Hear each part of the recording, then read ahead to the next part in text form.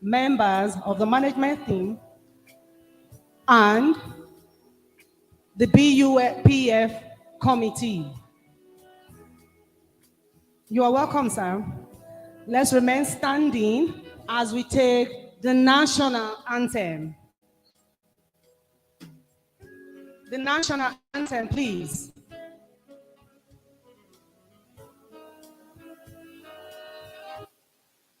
The national anthem, please.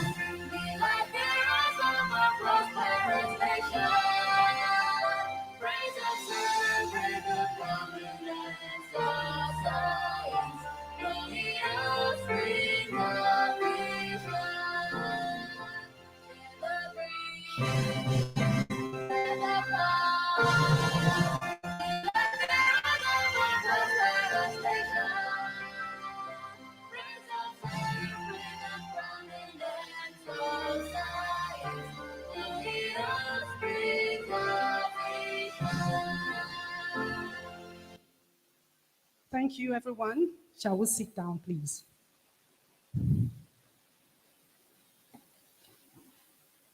Without wasting much of our time, we are going to introduce the guest. Like we already said, we saw the management team walk in majestically just a few minutes ago. And so many of our parents, our very distinguished parents, were already on ground far before 1 p.m. So we kick off without wasting our time. I want to introduce some of our very distinguished personalities to join us to take the high table. First on the list is the Vice Chancellor, Professor Jeremiah Oludere Odejirom. Please, let's put our hands together for him. We need an usher to lead him to the high table. To join him on the high table, we have the registrar of this great university, Mr. Tafa Lamidi. Please, a round of applause for him.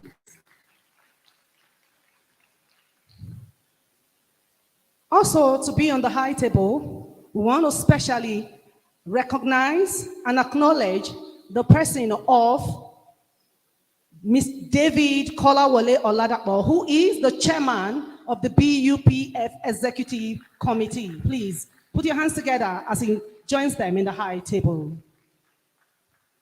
Also, we recognize the first guest speaker of today's event in the person of Dr. Olushola Olibamoyo, to join them in the high table. Please, a round of applause for him. Also, to be on the high table is the second speaker of today's event in the person of Dr. Olanlekan Adeniyi. Please, a round of applause for him.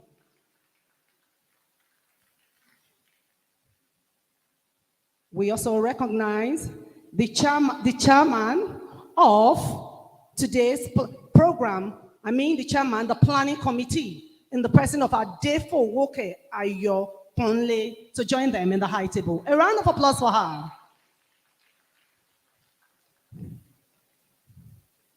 Also, we recognize the first vice chairman, Adebisi Adeyonju. Please, a round of applause for him to join them in the high table.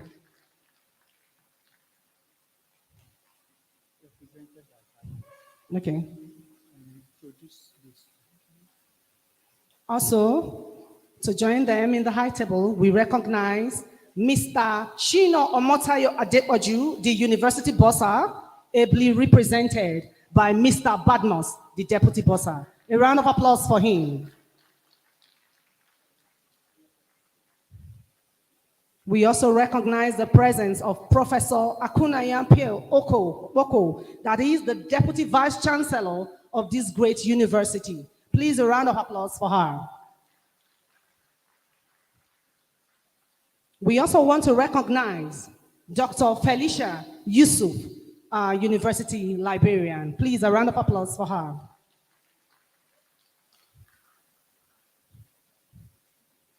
Also, we want to acknowledge the presence of the second vice chairman, Dr. Taiwo Olufemi Olurin. We recognize your presence, sir.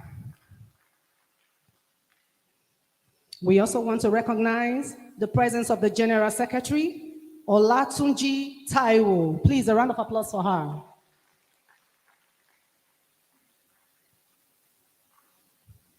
Also to be recognized is Mr. Ononuga Dayo. Please, a round of applause for him.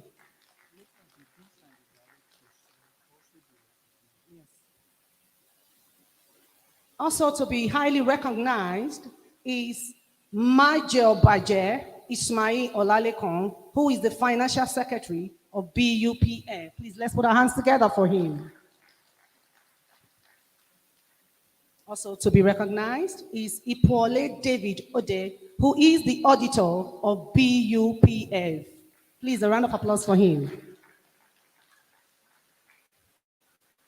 Also to be specially recognized is the second Assistant General Secretary, the person of Ruth Oluwakemi Olugbojo. Please, let's put our hands together for her. And also to be high.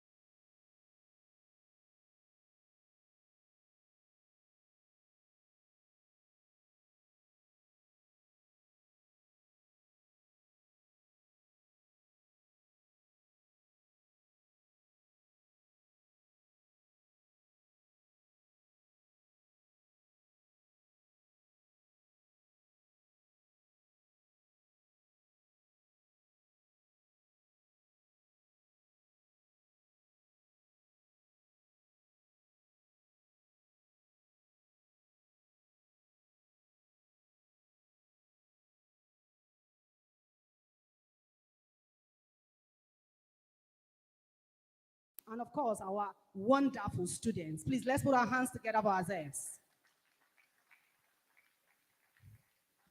Without wasting much of our time, I'll humbly call on the legal advisor and the chairman, planning committee, in the person of Adefo Woke Ayoponle, to establish the protocol and to say her opening remarks. Please put your hands.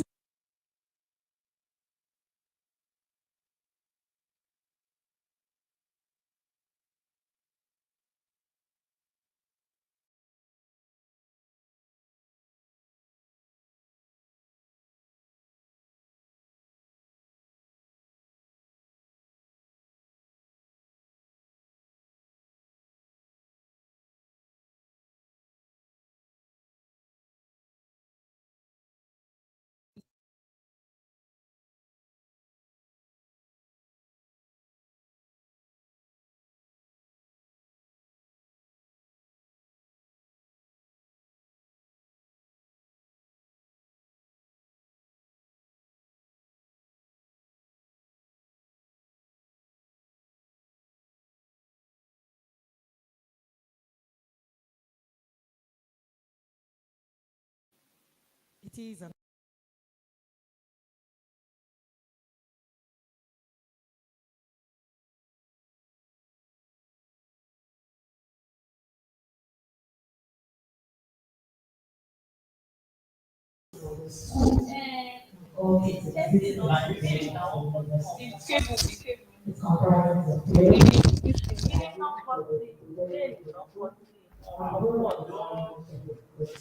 It went off now.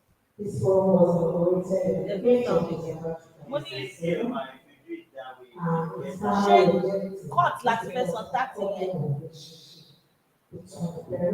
a dẹ̀ gbúdọ̀ san yẹn.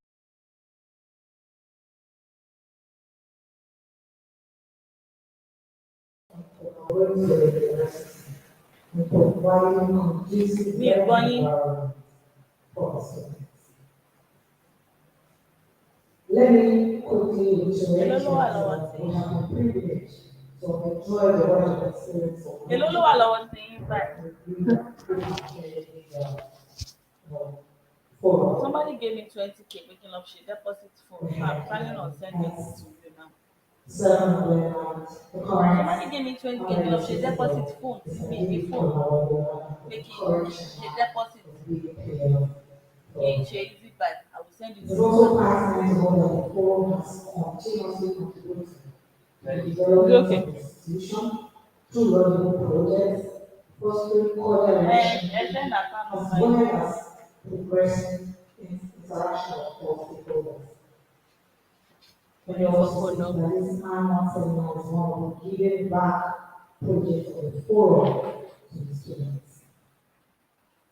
Interestingly, let me take you to the lens and reflect on past seminar topics and speak as the forum was presented.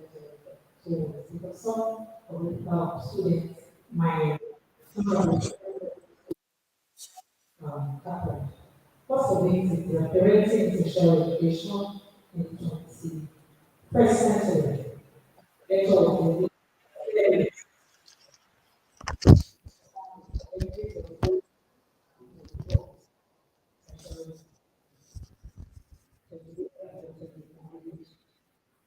the encouraging positive student attitude toward the role of the basic professional No sound. supporting James Ross youth in challenging economy. The leaders are certainly to realize. The field of youth population development, which was driven by the serious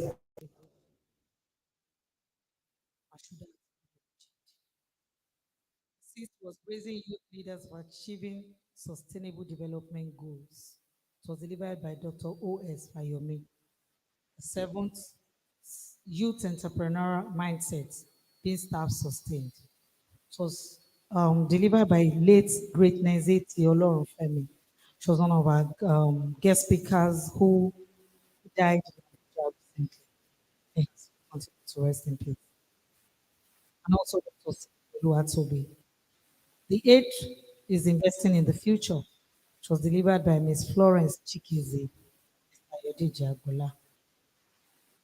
The ninth in this series of this lecture, the one we're witnessing today, I'll crave your indulgence to sit back as we navigate the topic for health consequences of your decision on your future.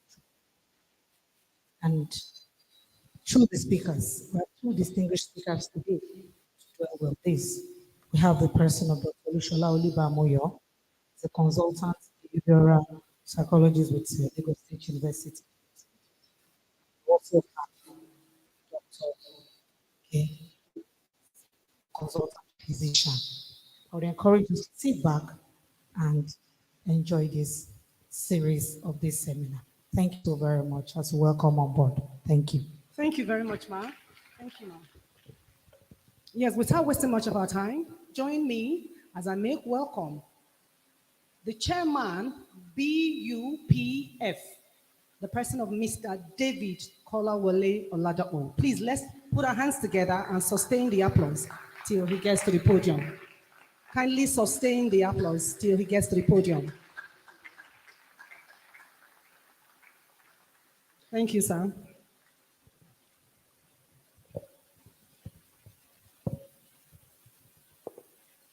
Good afternoon, ladies and gentlemen. May I stand on the existing protocol, please? Thank you.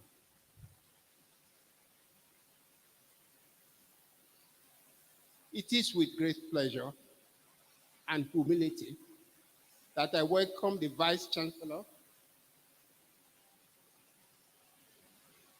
and other principal officers of the university, executive committee members of the forum, parents and guardians, invited guests, our amiable speakers, distinguished students, ladies and gentlemen, in the epoch-making event, the annual seminar series for the year 2023, the 9th of its kind. The event is organized by the Bell University Parents Forum as an annual event. The primary purpose of the annual seminar is to educate the students, our children, and speak to their mind and conscience on the reality that life present after the four walls of classrooms and university education in general. It is important to state that year in, year out, the forum, through its past leadership, has been privileged to focus on and dealt with topics that permeate through the realities of life. The main aim is to carry the students along in life in order to make a significant impact in them on their journey to becoming a total, responsible, and responsive adult. It is expedient to reiterate that the vision and mission of Bells University Parents Forum is in line with the overall vision and mission of this great citadel institution of learning that has housed our children and world for greater prospect and impact, with a high sense of responsibility and synergy to work hand in hand with management of the university for continuous progress of the university in general and render positive support in addressing issues affecting the students in particular. I am elated to have us address silent issues affecting our health. The decisions we take today can affect our overall general well-being in future. Hence, the need for us to collectively tackle this through knowledge sharing and interactive discussion today. We are privileged to have in our midst two distinguished personalities who have contributed immensely to the health sector in Nigeria. We have the duo of Dr. Lushola Olibamiyo, a consultant psychiatrist in the Lagos State University Teaching Hospital, LUTH, as well as a lecturer of behavioral medicine at the Lagos State University College of Medicine. We also have with us Dr. Olaliko Oke, a consultant public health physician Dr. Oke has been in the service of the Ogun State government, Ogun State Local Government Service. We are delighted to be sharing from the wealth of experience of this gentleman today on the topic, your health, consequences of your decisions on your future. I am confident that with the wealth of experience of these two great consultants, we will all benefit in taking beneficiary decisions as it relates to lifestyle and health, as the saying goes, that health is wealth. Distinguished ladies and gentlemen, I want to implore us all to kindly sit back, listen, interact, as well as engage with our speakers on this topic at the appropriate time. Thank you all, and welcome once again to this important lecture. Thank you, ladies and gentlemen. Thank you so much, sir. Please, we can do better than this. Let's put our hands together for our chairman. Thank you so much. Without wasting much of our time, I want to go into the next item on the program. Therefore, our highly esteemed parents, our faculty, members of the university community, ladies and gentlemen, our respected students, please let's rise to our feet as we put our hands together for our Vice Chancellor, Professor Jeremiah Oludele Ojediron, as he comes out to make his opening remark. Please, a hand of applause for our Vice Chancellor. Please sustain it as he comes to the front. Thank you, sir. Thank you. Please be seated. Thank you. Thank you.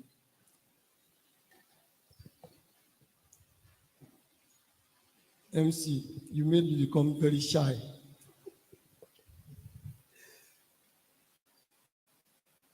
Ladies and gentlemen, permit me to stand. Chairman, did you sit on the protocol? You stood on it. He stood on it, and I'm sure the chairman of the local organizing committee, did you also sit on it or stand? You stood. So let me romance the existing protocol. And that makes the protocol very comfortable, that all of us are not sitting on it or standing on it. On behalf of the university management, staff and students of this university, Bells University of Technology, I warmly welcome you all to the 9th annual seminar of the BUPF, Bells University Parent Forum, which is holding today, Wednesday, 29th November 2023. Because of our guests, or rather one of our guests, let me go a bit down the memory lane that this university was established in the year 2005. And as is characteristic of this university, we hit the ground running, and we are here today, standing firmly on the vision and mission of this institution. Distinguished ladies and gentlemen, the BUPF, let me go a bit on Bells University Parent Forum, its uniqueness and mandates. When the idea of BUPF was mooted some years back by my predecessor, Professor Isaac Adebayo Adeyemi, we learned of the trepidations that the forum focus may be misplaced, and it could be easily morphed into a negative, powerful pressure group that could easily antagonize the university at every point, thus negating its very purpose.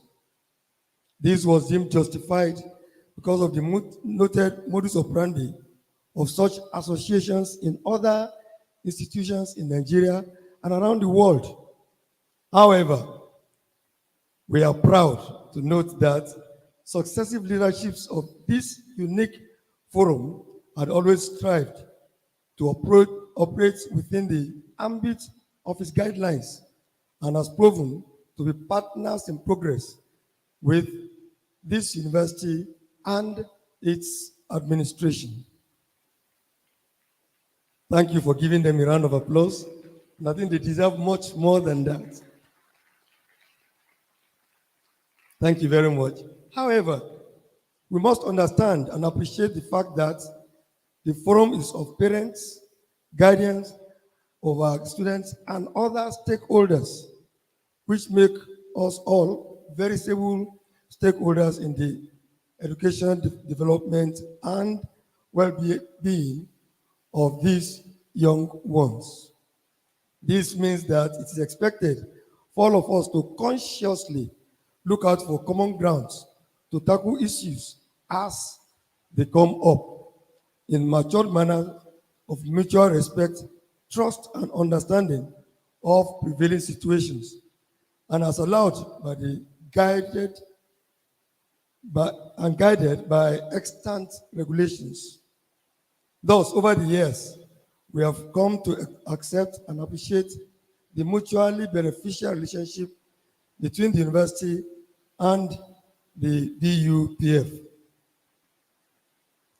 A few years back, the leadership of the forum came up with the idea of this seminar to address germane and topical issues on the welfare of these students specifically. And I'm glad that the LOC chairperson has enumerated these topics one after the other to the 8th, and today we are in the 9th. The university keyed into and identified with this laudable initiative with all the necessary backings. As such, an event as this creates a veritable avenue to address issues pertaining not only to our students, but also to education generally. It is noteworthy that topics of previous seminars, as earlier enumerated, had addressed very topical issues, and we are glad to know that today's own will not be an exception. Let me, at this juncture, ladies and gentlemen, appreciate the BUPF for identifying with the university for their various intervention programs.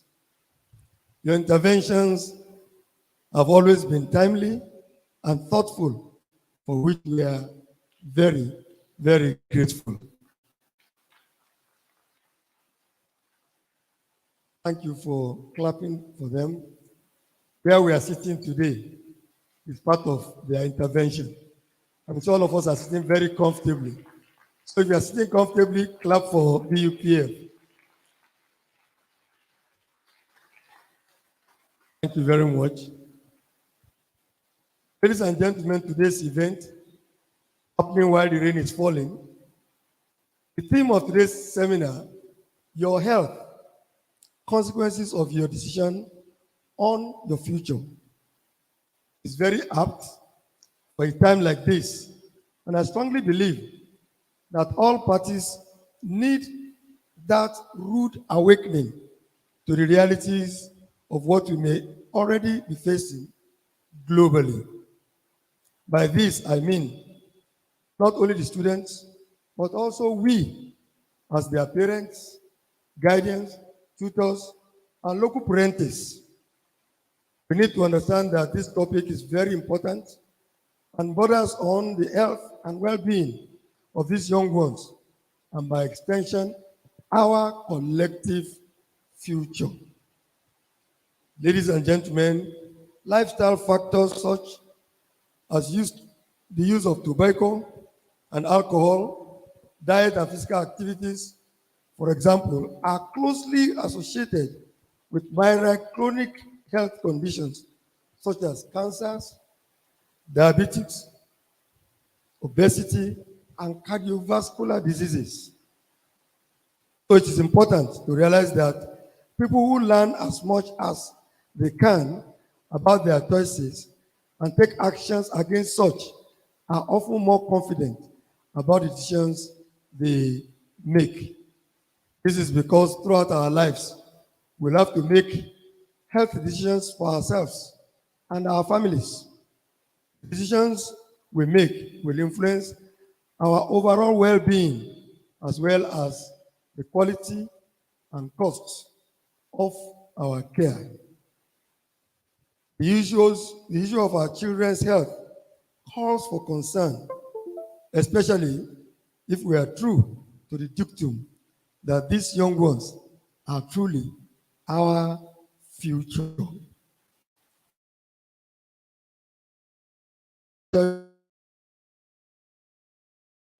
As it affects their future. Not just their future, but our collective future, that of the nation as a whole and the society at large. May I state that our eminently qualified personalities here today will educate us more on the need to and how to take care of our health and ourselves. In closing, ladies and gentlemen, let me congratulate DUPF once again, and particularly the leadership, for being true to the forum's mandates for these thoughtful initiatives and a very beautiful outing. Also, I wish to personally and warmly welcome our guest speakers and other stakeholders for identifying with us today. I have no doubt that you will do justice to the topics, and I would like to charge the students to pay close attention to every detail that these gentlemen will be bringing forth. Once again, let me welcome you all to Bells University of Technology, where only the best is good for us. Thank you, and God bless you. Thank you so much, sir. We appreciate you, sir. Please, let's sustain the applause till he takes his seat. Please sustain the applause till he takes his seat. We appreciate you, sir. Thank you so much. We are gradually moving to the heart of the program. And the next item on the program it will be the presentation of the first speaker, who will be speaking to us for about 25 minutes on health issues. To do the brief on the first speaker, please join me as I make welcome Dr. Oluwafemi Eninolobo to read his brief. Dr. Oluwafemi, please. Thank you very much. Mr. Vice Chancellor, sir, please permit me to stand on the existing protocol, and I want to humbly and respectfully invite Dr. Olushola Olibamoyo to please step out while I read the brief profile. Dr. Olushola Olibamoyo is a lecturer, but not just ordinary lecturer, but lecturer in behavioral medicine at the University of Lagos, Lagos State University, Ojo. Olushola is a full-time seasoned academia with over 30 publications, not just locally, but internationally, in recognized and reputable peer-reviewed journal. He's a certified psychiatrician by West African College of Medicine and College of Physicians, with more than a decade of experience working with an ethno-cultural diverse group, cutting across many groups. He evaluates mental health policy, particularly the prevention of suicide, the use of behavioral technology, enhanced services, and also the implementation of science in Nigeria in partnership with locally and internationally funded research. I think it deserves Round of applause for that. He is comfortable working with individuals with severe problems, such as major mental illness. Also, he is an adept communicator with the ability to engage people. And I believe today he's going to engage every student present here. And also is effectively partner with other team members within complex organizational structure. His educational background includes a degree in medicine and surgery from Obafemi Awolowo University, Ile-Ife, and a fellowship in pediatrics from the West African College of Physicians. Dr. Olushola Olibamoye is currently working as a lecturer with the Department of Behavioral Medicine of the Lagos State University College of Medicine, LASUCON, as well as an honorary consultant physiatrist with the Lagos State University Teaching Hospital, Ikeja. Mr. Vice Chancellor, sir, please welcome our first speaker for this great occasion, Dr. Olushola Olibamoyo. You are welcome, sir.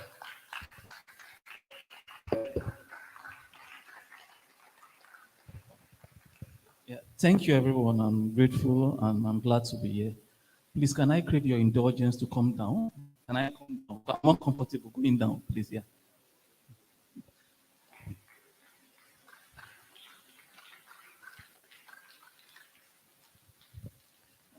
Maybe I'm scared of heights, and I'm afraid that if I stumble, my size, it might take almost like 10 students to carry me. I mean, it's better I'm down, okay? Yeah, I'm glad to be here once more. I will want my slides up. I don't believe in reading. There's no need coming, because I don't have a speech. If I can just read my speech, and I prefer my slides up, yeah. But before I start, I want to first stand on existing protocol. And before I stand on the existing protocol, I want to first appreciate the Vice Chancellor of this great institution for welcoming us. Yeah. And also all the management staff of the institution. I'm grateful for the opportunity to be here. And also the Parents Forum for inviting me. Now, I hope we make your time worth it while we speak to the slides, okay? And most importantly, the students that are here, they are the future of our tomorrow, isn't it? They are the future of this country.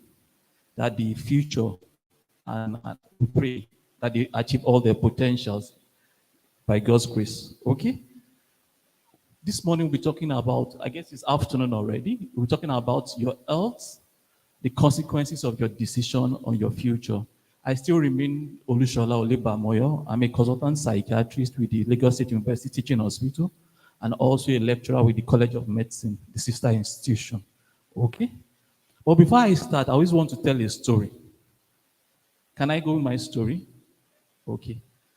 I remember some years back, like in the early 2000s, there was a detergent company that went into one of these Middle East countries, and they were finding it difficult to sell their product. It was a detergent. That means, I think in a year, they were making like 1,000 sales, and the headquarters wasn't comfortable. Then they sent an advertising guru from the UK to come and increase their sale. And that the advertising guru came from the UK and thought, can we do a billboard? Rather to improve sales. And he came with a billboard. How many of us are in Nigeria, we read from left to right? Do you agree?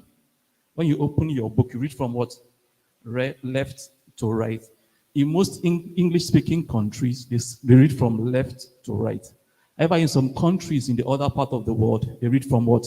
Right to left. Unfortunately, the country we are talking about, they read from what? Right to left. That means when the advertising guru went to that country, he just imported the adverts from the UK, and it was like dirty clothes, You wash it with the detergent, and it becomes clean. And suddenly the rate of product went from 1,000 to like 5. I was now wondering that what's the cause of it. And the people now told him that the people were reading it as clean clothes, you wash it, and it becomes clean, dirty. Okay? Today we have a mixed audience.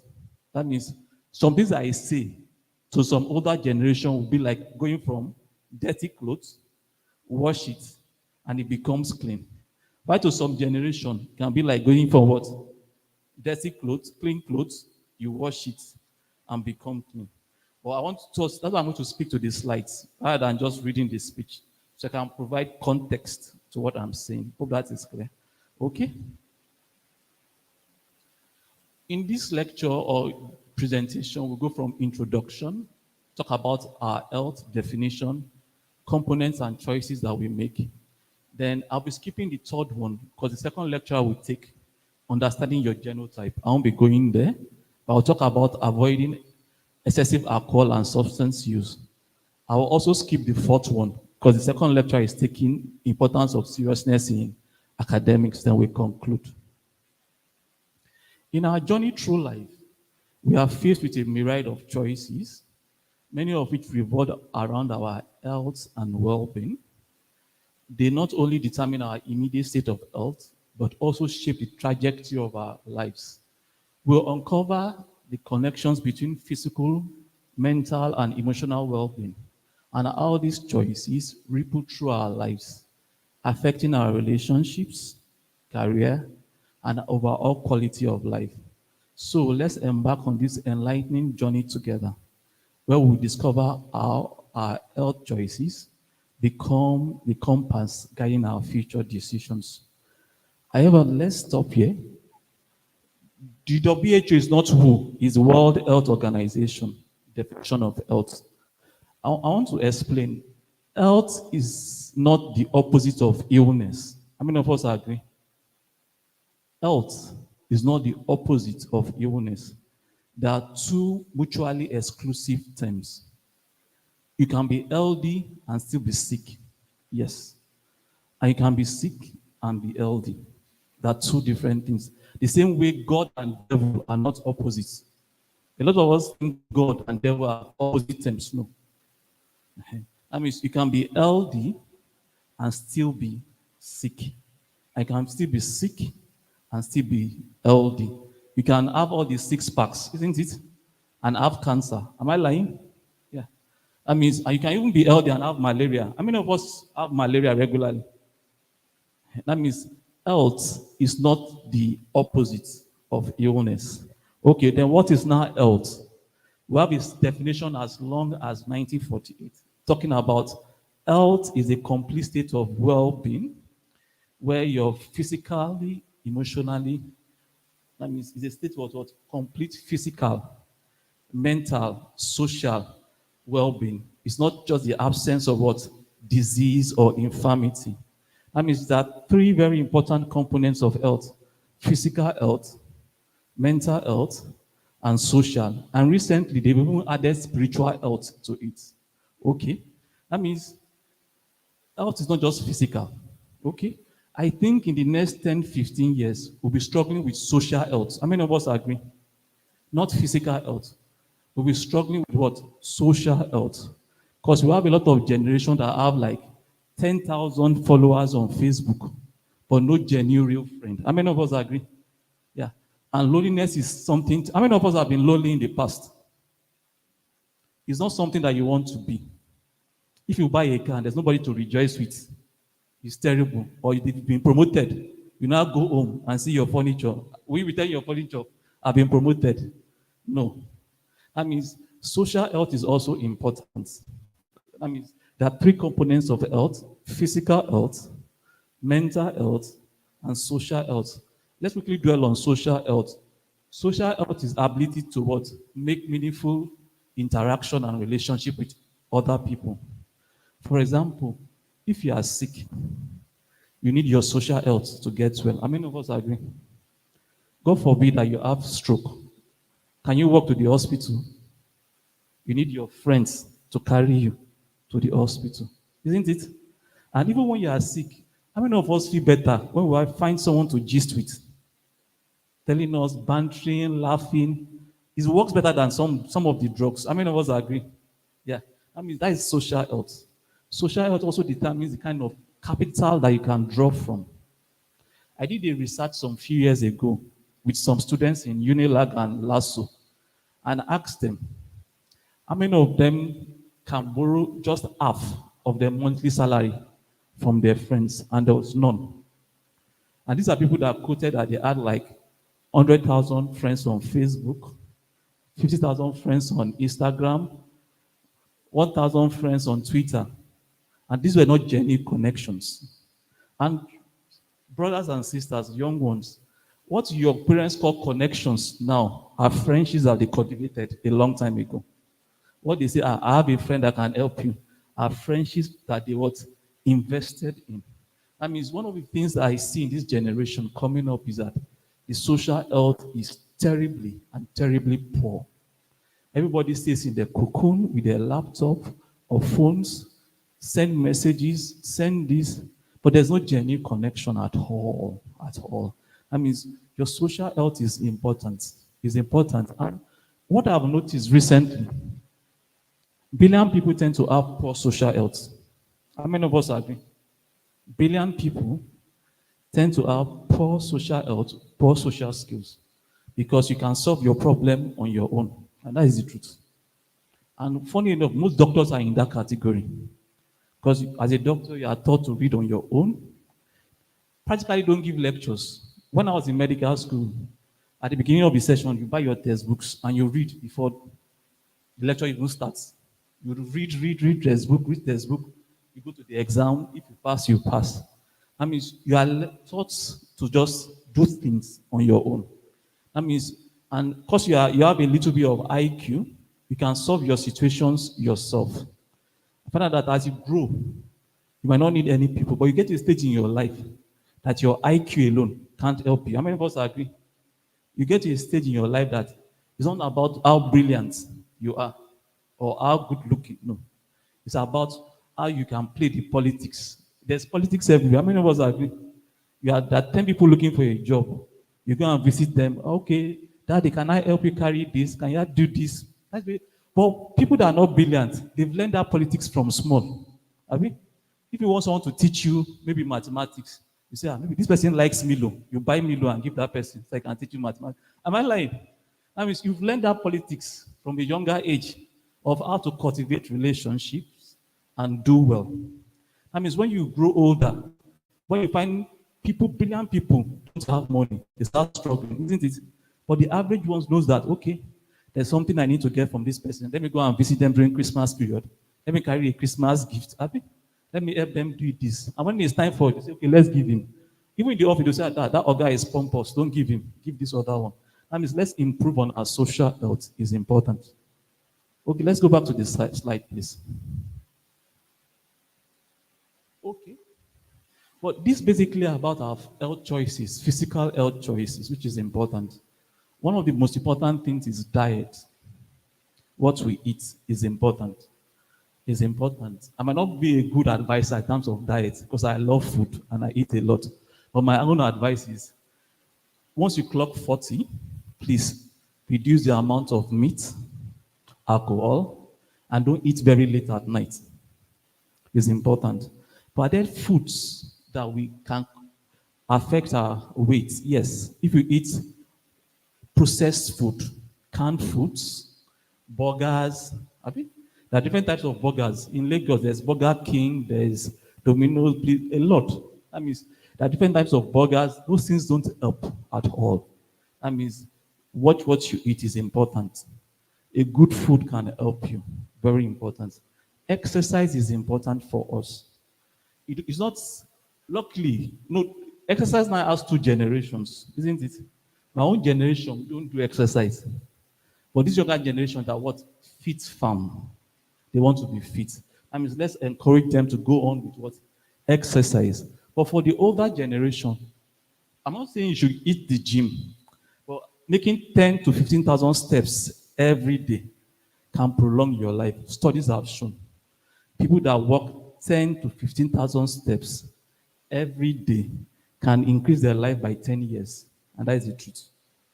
I mean, if the average life expectancy for Nigeria is like 49, 50, if you walk 10,000 or 50,000 steps every day, can increase it to 60 is important. Then this, I will speak to this later, avoiding addiction, okay? Sleep is important. We need sleep for what? Growth. How many of us knew when we grew from this size to this size? How many of us were walking and say, my leg is growing, my head is growing? No. Most times our growth usually take place while we are asleep. That means we need good sleep to grow our brain, to restore our physical energy after a hard day's job. We need good sleep for learning and memory. That means if you don't sleep well, it will affect your mental health, it will affect your memory. The other thing is stress management and sleep. I'll talk about it in the next slide. Then the most important, another important thing is what? Preventive health care. Nigerians don't do preventive health care. Now there's this what we call the HPV vaccine. How many of us have heard about the HPV vaccine? Yeah, these are vaccines when given can prevent cervical cancer. When given as children or adolescents, can prevent you from developing cervical cancer when you are older. And it's available. Nigerians don't do that. Nigerians will have a cut. They won't take tetanus. You just pour water and say blood of Jesus to go. No. If your tetanus becomes infected with Clostridium tetani, you might have what? Tetanus. That means I will advise us, let's take preventive medicine. Let's do a regular check of blood pressure, sugar level, our sight. Before you become blind or you are driving, you can't see and have an accident. Preventive healthcare is important for young ones and old ones. Let's measure our BP once you are above 40, at least monthly. Let's do a sugar test monthly. For those that need vaccinations, let's take them appropriately. Sexual health, yes. Okay, sexual health now is now the story of detergent in the middle, dirty clothes, and clean clothes. Okay? For the older generation, they might say, what do I need my sexual health for? I've been in the business for the last 10 years, isn't it? But for the younger generations, yes, yes. People need to understand that sex comes with responsibility. How many of us agree? Comes with responsibility. That means the best thing is to abstain, if possible. But if you can abstain, there's what we call the ABC, be faithful to your partner, and the C, use a protection. Okay? Next slide, please.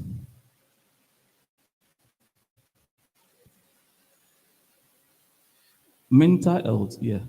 Social health, I've explained, then genetics, which Dr. Oke will take. But let's go to sleep. Are there ways we can improve our sleep? There's what we call sleep hygiene. One of the commonest causes that you see in the hospital for children, abdominal ache, but for adults, poor sleep. People complain, I'm not sleeping well. But let me explain, let me give you a background. The way nature is, how many of us have children at home? Babies. They sleep all throughout the day, isn't it? That means as you grow older, the number of sleep hours that you need to sleep decreases with age. For younger ones, 18, 20, they need at least 8 to 10 hours of sleep every day. Someone like my age, 6 to 8 hours. Older people around 60 might need like 4 to 6 hours of sleep, adequate. Because the older you become, the lower amount of sleep that you require. Because you don't need brain growth any longer. You're not growing. I mean, there's only for you having that amount of sleep. And when you sleep in the afternoon, it makes it difficult to sleep at night. Okay. But are there ways we can improve our sleep? Yes. That's what we call the sleep hygiene. Are ways that we can improve our sleep. I always say our body is a biological clock. When you have a particular time that you sleep and a particular time that you wake up, your body becomes a biological clock that at a particular time you start falling asleep. At a particular time you wake up.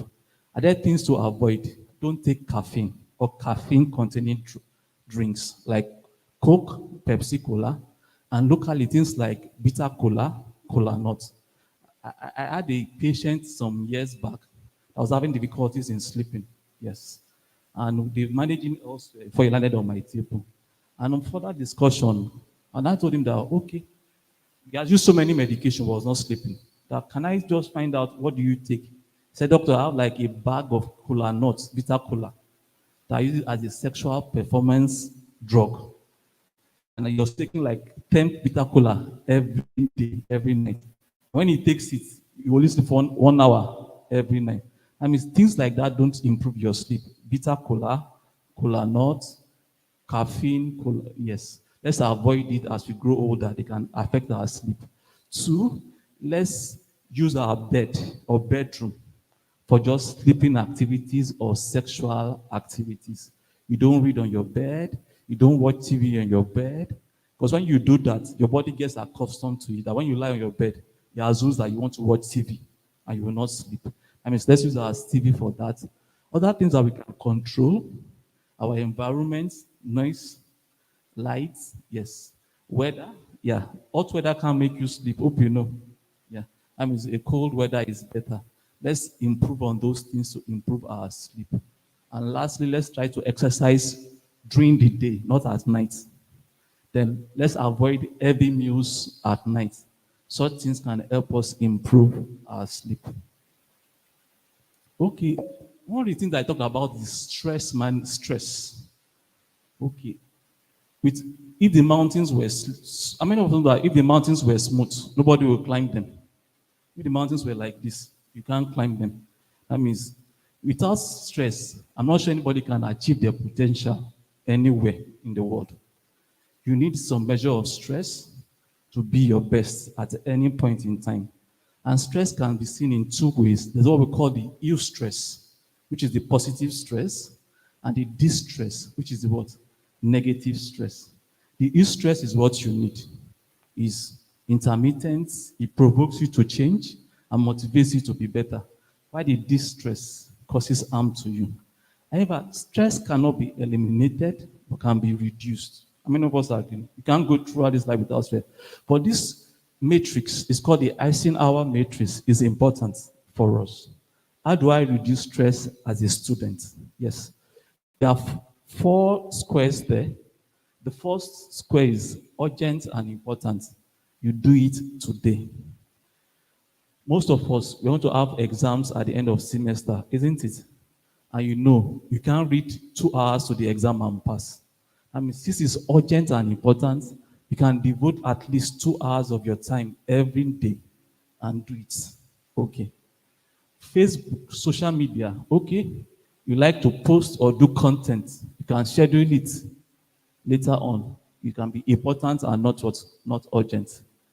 Things like washing of your clothes, cooking is urgent but not important that you do them. You can delegate them for someone to do for you. Okay? There are things like drinking, all those things. You can, it's not urgent, neither is it what's important. You can forget or postpone it till later when you are ready. And these ways that you can help reduce stress in your life. A lot of times when people go through stress is because they think things are urgent and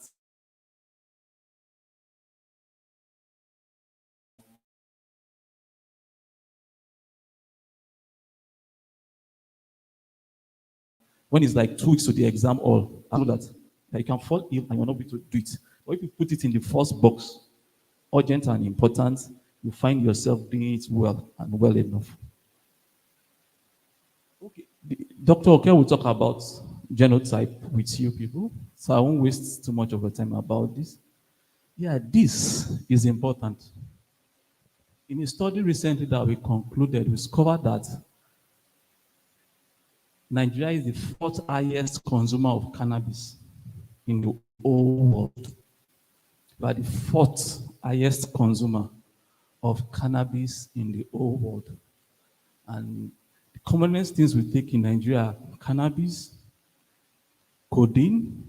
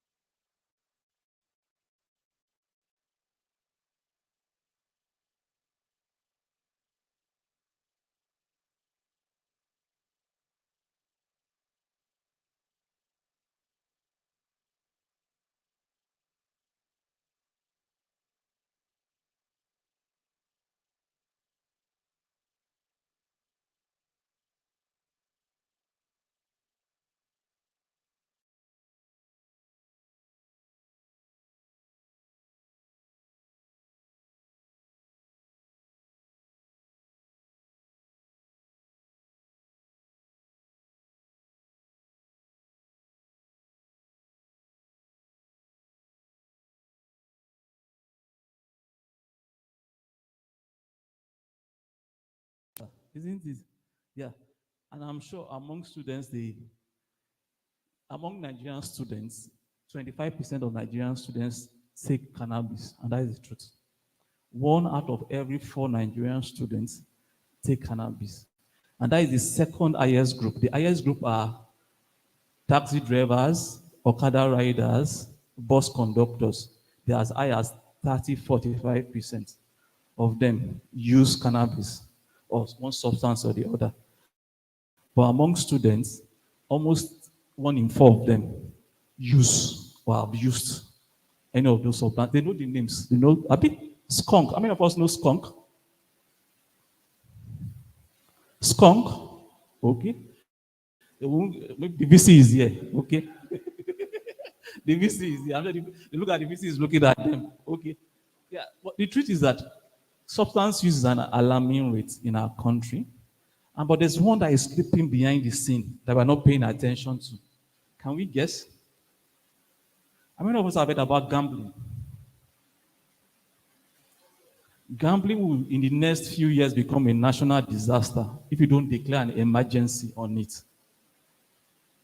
Almost everyone, both the person in suits, initially when I was growing up, gambling was for the no-doers, people that don't do well. Your driver, your mechanics were the ones doing gambling. Baba Jepu, isn't it? When they carry and play. But nowadays, it's sync. Your students are playing, you see them as they are working, they are checking Bet Naija live score, isn't it? Yes, placing bets. And over the last few years, I've seen cases like that in my practice. And the cases has cut across those in the high class, lower class, and middle class. I've seen a pilot that earns close to about 3 million every year, run into a debt of 36 million based on gambling. 36 million based on gambling. And I've seen an artisan that they brought a laptop for him to repair and use it to go and play gambling to collect scores. That means gambling is also a form of what? Addiction. Another form of addiction that we see is social media. Number of hours that people spend on social media or with their phone is becoming alarming. And I noticed it myself. I was preparing for a foreign exam like 3-4 years ago. And I noticed that I'll say I want to read. I'll open my book on my laptop or tab. And within 15 minutes, I'm on Instagram, Twitter for the next 45 minutes. And I said, what? I mean, sometimes if I want to read, I'll go offline. But I know a lot of people don't have that strong will. They need to produce content, they need to post. And they find it a struggle. People wake up in the morning and the first thing they do is to check their mails, check their social media accounts, check everywhere. Please let me know when it's 5 minutes, please. Yeah. Okay. That means, how many more minutes now? 5, okay. That means people pay so much attention on and addiction is becoming a big problem among our young ones. Even middle-aged people, the addiction of drugs, cannabis, and everything. And this addiction, alcohol or substance use, can cause complications physically. You have an increased risk of developing a physical ailment, can affect your work and academics, can cause you legal problems, because some of it are illicit, illegal in this country, can cause social problems in terms of relationship, and can also cause you a mental health problem. But when you get to this stage, you need help. When a lot of people start taking cannabis, tramadol, heroin, cocaine, LSD, and so forth, they initially think they're in control. They believe that I'm in control. I take it when I want to take it. However, after some months or days, the drug is in control of you. That means when you notice that you have a strong desire or craving to use it, you have difficulty in controlling when to start, stop, and level of use. For example, I'm going out to take 1 bottle, but you get to the bar. After 1 bottle, let me take another one until you become drunk. You have no control over it. If you start taking it, your hand starts shaking, you can't sleep. That means you already have what? A withdrawal state. If you have to take more to have the same old feeling, you've already developed tolerance to it. if because of the pleasure that you get from drug, you neglect other sources of pleasure, like from relationship, going to other things, you have a problem. And if you still continue with all this problem and you are still taking it, there's a big problem. That means when you have three out of this, and for the students, you can have an introspection on your life and check.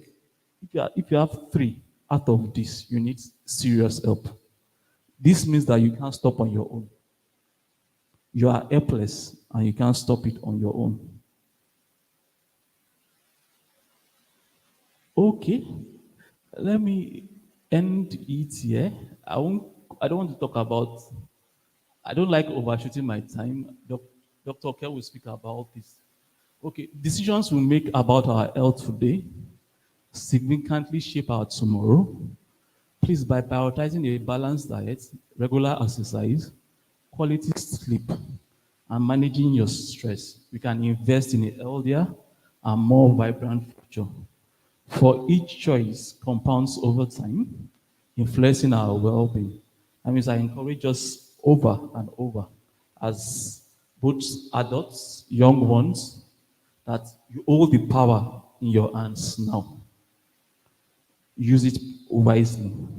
Because in the next few years, it might not necessarily be in your hands. If you ask older generations, they will tell you things that they wish they have done or things that they wish they did not do to avoid their mistakes. And I encourage us all to take cognizance of this. Let's stop drug use, let's stop gambling, and let's focus on our education, and we'll be the best for it. Thank you very much. Thank you so much. Please let's appreciate Dr. Olushola Olibamoyo. Thank you so much, sir. There is an old Arabian saying which says, "He who has health has hope, and those that have hope have everything." So let's appreciate the first guest speaker once more. Thank you so much, sir, for that wonderful lecture. Without wasting much of our time, we are going to call on the second speaker, who also will be presenting to us for a period of 25 minutes. And to read his brief, join me again as I welcome Dr. Oluwafemi Eninolobo to read the brief. Thank you.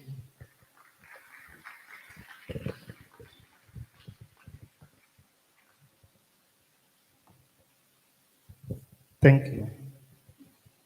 Please, while I invite Dr.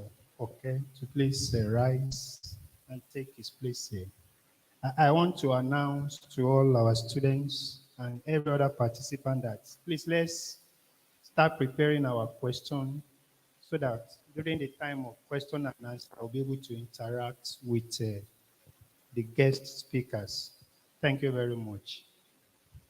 Here is for me a great pleasure to introduce an icon, Dr. Olalekan Adeniyi Oke, who is a consultant in public health.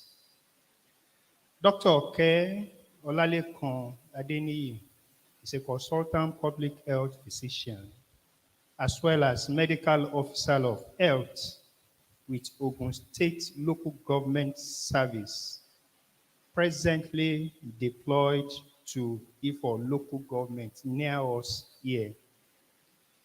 The man standing before us today is having over 25 years of working experience with adolescents on various aspects of their health-related development, such as utilization of reproductive health services, high-risk behaviors, and stigmatization attitudes. He has great passion for adolescents, and that's why he's here today, because of you. And this stems from the firm belief that they are the surest, but sadly, the most neglected bridge between the present and the future of any society. At the University of Ibadan, College of Medicine. That's where Dr. Oke had his undergraduate education, where he bagged Bachelor of Degree in Medicine and Surgery, MBBS, and his master's degree in Public Health was from Olabisi Onabanjo, Agowe, Ogun State. Let me announce to you that this great icon standing before us is a fellow of National Postgraduate Medical College of Nigeria. Thank you. For the Faculty of Public Health and Community Medicine. Also is a fellow of the Royal Society of Public Health in the United Kingdom. May I announce to us that this, our second speaker, at various times had worked with World Health Organization as a consultant for implementation of various immunization initiatives. And this afternoon is going to educate us on health talk for students with regards to genotype. And I want you to please sit down and listen attentively. Happy listening. Thank you.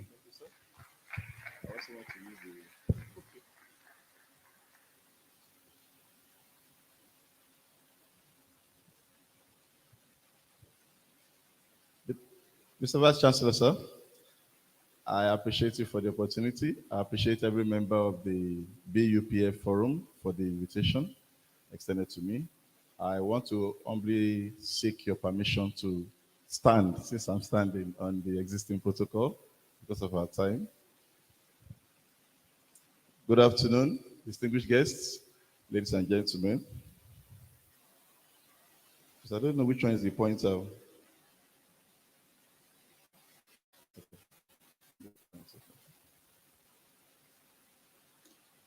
Since the students are my target audience, I will be directing much of my presentation to you.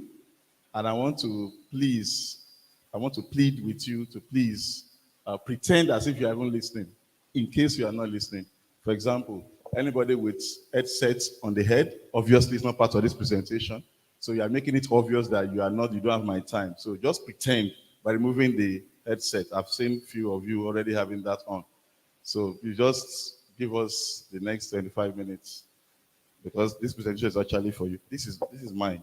This is my own pointer, but I just want to know if this one has it. Sorry.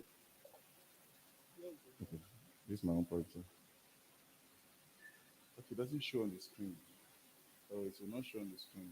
Okay. Will this one show? It's just to direct. Okay. So pointer cannot show because it's actually electronic screen. Okay. Thank you. All right. So.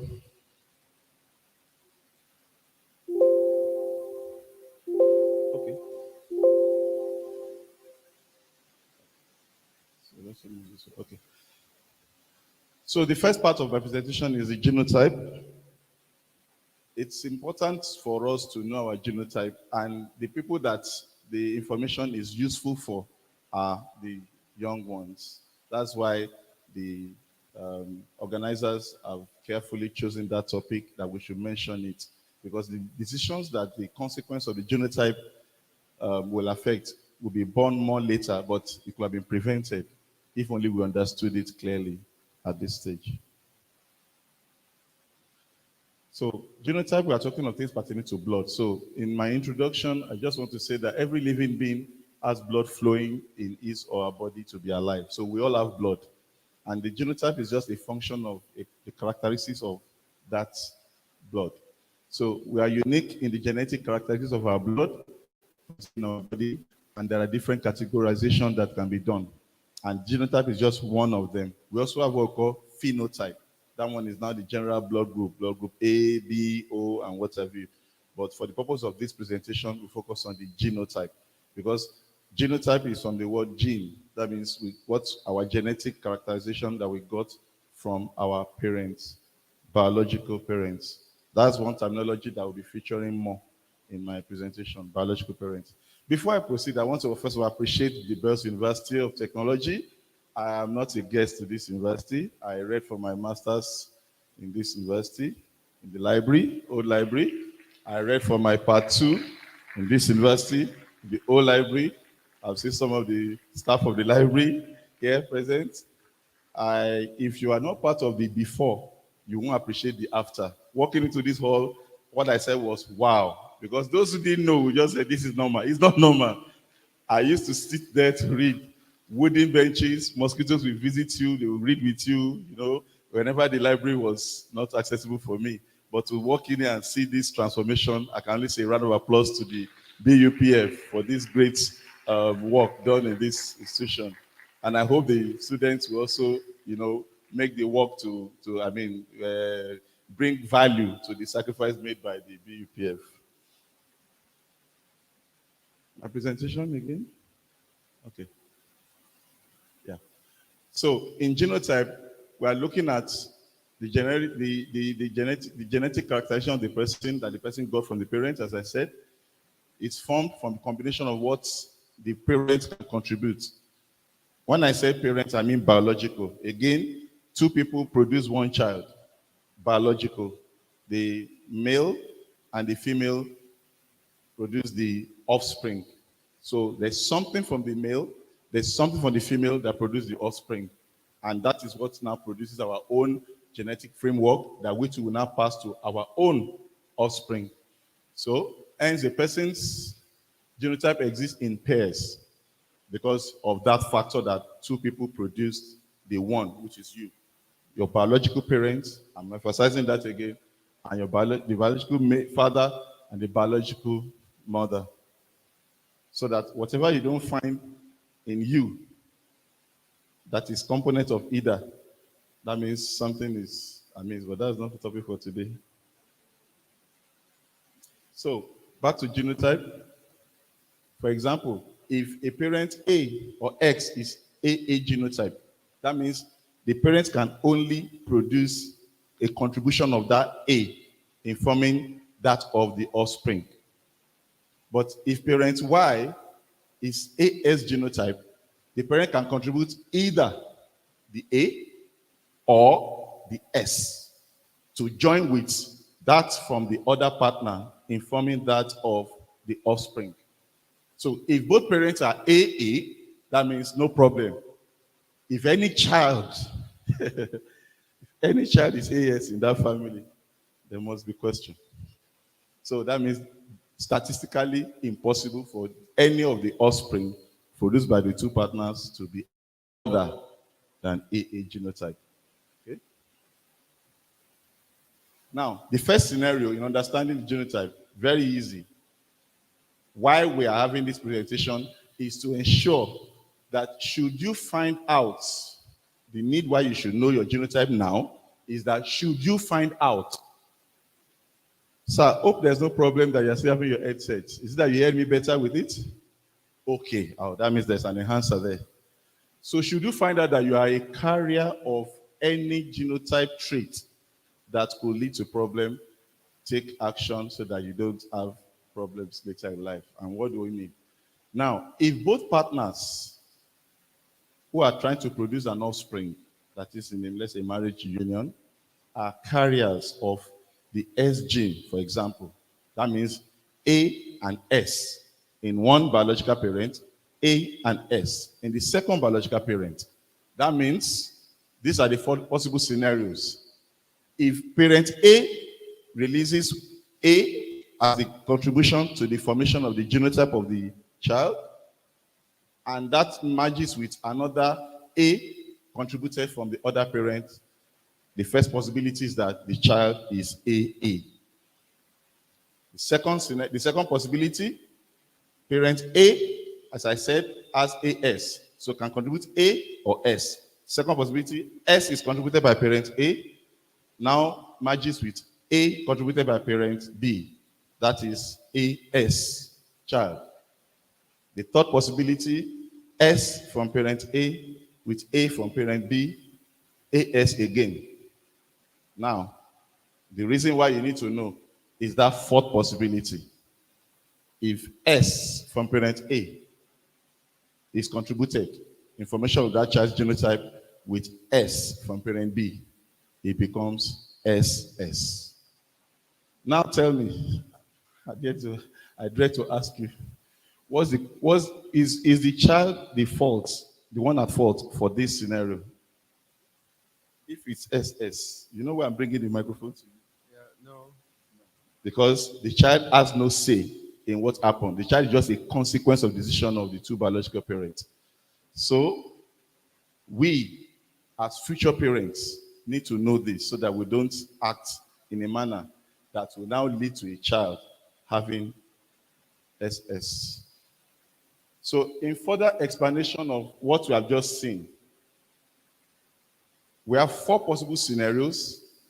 1 in 4 chance, that's 25% possibility of having AA genotype offspring. No problem. No carrier at all. Everything is good. 2 in 4, because we had 2 SAS there. 2 in 4 possibility. That's 50% possibility of producing AS genotype. Still no problem, but a carrier of the S trait.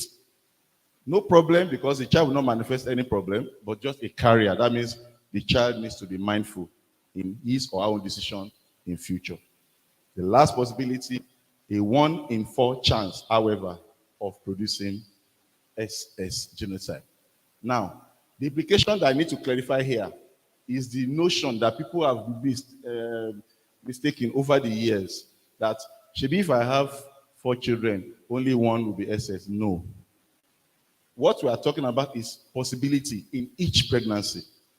In each pregnancy, what we've just seen is that there's a 25% chance of AA, 50% chance of having a carrier, and 25% chance of an SS.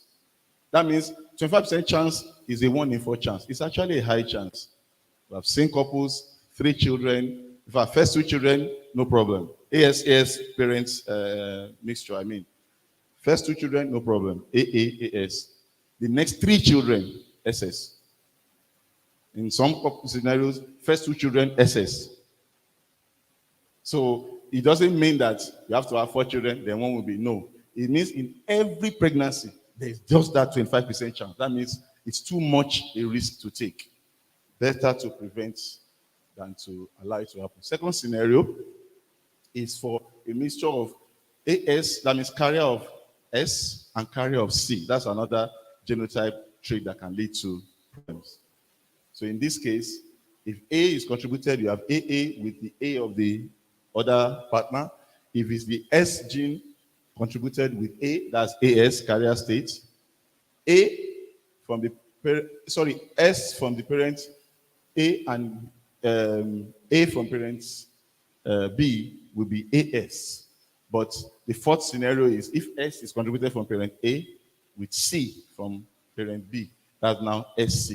That's also a problem because that's also another sickle cell condition. Okay? Why we are trying to prevent this? Because those who are actually sickle cell patients, they have their medical problems and challenges. So in this one, that the second scenario, that means 1 in 4 chance for virtually all, I think all, yes. All of them carry equal possibility. You can have 25% chance of having AA, 25% chance of AS, 25% chance of AC, and 25% chance of SC. So there's still that 25% chance for that of them one, which is the SC. So you can see that so long as both partners are carriers, one should not encourage any further relationship that can lead to, marriage or giving birth to children. So that is just the reason why we are giving this talk, so that you can be guided. I myself am a carrier of the S gene, and I know that if I didn't know the meaning of breakfast until I talked to some youths earlier in the week, that when I heard the song last, everybody go chop breakfast. I thought it was breakfast of eating food. I knew that breakfast of breaking heart. So I served 2 people breakfast. In retrospect, I now thought of it, okay, that means I too must have served somebody breakfast, but I made sure that it was early. I didn't serve the breakfast late. Immediately I know that there's a prospect of marriage. I say, sister, this is my situation. What's your situation? If it's AS, that's the end. Let's just quickly know now that we cannot go far. It's difficult when you have gone far, planning wedding. Now say, let's go and check genotype. You now see sisters applying faith. The sister applied faith like that in UCH. 3 children, SS. And that's the end of the love. If you think you love the person, have an SS child. You know that love has strings. So we know that from what we have said, this sickle cell problem is actually a disease of choice, because all that was needed to stop it from happening was just the two people saying, it's okay, we will understand, let's move on. That means the poor child will not be born as an SS. Instead of you to say, love is blind. But by the time the child is born, the love is no longer blind. That's somebody's reality. All born by your own decision as a parent. So now that you are young, please get the information and please get it right. Once you are carriers, no mingling. You don't even you can shake hands, but don't let the handshake go below the elbow. Thank you. That's that for the genotype one. The next one is more like admonition concerning your personal development. The Bells University is the university that, from my interaction coming here, seeing the sort of training they give you people here, I know that they pay a lot of attention to personal development. Because as I always advise youth, if all you came to achieve in university is just your degree, you have achieved very little. Now there's even online. That you came physically to university and you only achieved degree. What are those who did online? That means you are not better than them. Then why do you have to come all the way down here? You must achieve other things, interaction with people, learning other skills, be part of other activities like this one. So you should be able to be more well-rounded than somebody that just did an online. So you can't just come here and only achieve your degree. That shouldn't be the hallmark of it. As adolescents and young adults, we're in a period of our lives where we are undergoing what we call discovery, trying to know yourself. It's part of every human being's own journey, trying to know the world around you. At every stage, something new is being learned, something, that is more than what you used to know. You will discover it. And in that wise, every day for 24 hours, 7 days a week, the whole year, you are all undergoing discovery. New things you are learning from your studies, new things you are learning about life, disappointment, friendships, making connections, So, sorry. Also, you are discovering about yourself. As you are discovering about others, discovering about life, you are also knowing yourself more. You won't know that probably one you don't like to share if you didn't come to maybe a place like here. Some of you never went to boarding school. Like I didn't go to boarding school. Day school, then straight to University of Ibadan. Then you're now forced to mix with people in a room. People from different, cultures, experiences, social realities. Now you have to share things. Some people don't know their boundaries. You know your boundary, but you are leaving those who don't know their boundary. You have to also learn to tolerate. You will know whether you are a tolerant person until you meet somebody that's intolerant. It's part of discovering yourself. So you offend yourself, you learn from it. Okay? So that's part of your journey in life. So you cannot go through journey in life without direction. That's why you need to also pay attention to your teachers, your lecturers, senior colleagues, even senior students to you have passed through the level you are in. If I'm in year one, I say final year. I should give honor that this person has passed through all the levels that I'm still to pass through. There's something to learn. When the second year has passed through my year one, there's something to learn. So you need to have that in mind. So you need guidance in your journey, and you have need for some minimum attributes, one of which is humility. Because you cannot go through life without being humble. Being puffed up means that I know everything, I'm self-sufficient, I don't need any. If you don't need anything, then you just sit down, so your degree will come and meet you. Why do you have to come to class? Why do you have to learn? Why do you have to pay attention? Why do you have to write the exams? So that's why you have to at least be humble to know that, okay, I don't know, I want to know. And the thing that you are humble about is what that you can actually attract to you. You are humble to know that, okay, I don't have this, I need it. So you respect those who have it so that they can also, it can flow from them to you. Okay?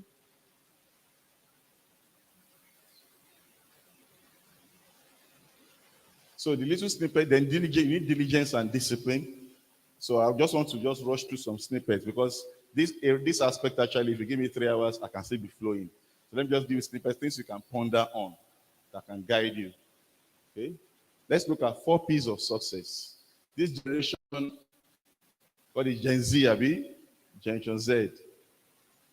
When I was young, we always were told that to bakawe batayadu koko ka iṣẹ́ lógun iṣẹ́. That means you work so that you can conquer hunger. But now, from the songs and lyrics I've been hearing, àwọn kan ń ṣiṣẹ́, àwọn tèmi complete it now, you guys. Àwọn tèmi ń ṣaṣẹ́. I now wonder, what is ṣaṣẹ́? I know ṣiṣẹ́ is work. What is ṣaṣẹ́? Are we using acts to, sir, can you guide me, please? What is ṣaṣẹ́? You've heard the song. You've not heard the song before. Okay, BVC is here. Okay, sorry. I'm guided. Àwọn kan ń ṣiṣẹ́, àwọn kan ń ṣaṣẹ́. What is ṣaṣẹ́? So it's like something that you cut corners, Abi, and you know, you are the one working. As my friends used to say, I want come more way, I want come more way. So that means you just keep working. Keep working. No, you are good. You just keep reading. But they will wait for you with the result and pass the exam and then, you know, be successful. And that is the simple, you know, way that the thinking that they've been carrying on to even other aspects of their endeavors. But it doesn't all go well for enduring success that you don't pass through these 4 P's. First one is process. There's always a process. You cannot cut the corners. You can rush to reach the end, but you cannot stay there because you didn't work to get there. There must be a process. And once you know the process, you have to practice. It's the pains of the process and practice that is driving a lot of the younger generations from actually putting in the work, putting in the shift. But they just want to feel that there's a shorter way. It cannot be this difficult. Life cannot be this hard. There's always a process. In everything you see around, there's a process. Even the phone you are using, somebody designed it. There's a conceptualization of the idea. They conceptualized it, they designed it. They put it on the screen. They analyzed. They started with experiments, different models of the same phone. As they are rolling out the product, they are also improving on it, different versions. So it didn't come easy before they reached the one there, and they are still improving still. Okay? So there's a process, there's practice, there's patience and perseverance. That is also needful. You need to be patient. You need to persevere. Persevere means that you go through stuff, tough times, maybe difficult. It may even mean stumbling. You learn from 2 people. You learn from those who are successful. You also learn from those who failed. Don't look down on those who failed. If someone did an exam and failed and guide you and gave you advice, I didn't pass the exam. I made mistake in not preparing the way I should. If you just look at the person, this one is a failure. Listen to what the person didn't prepare well and ask, so which area didn't you prepare well? If the person give you that advice, you've learned something that there's a way I should not walk. As part of knowing your way, is also know where you shouldn't go.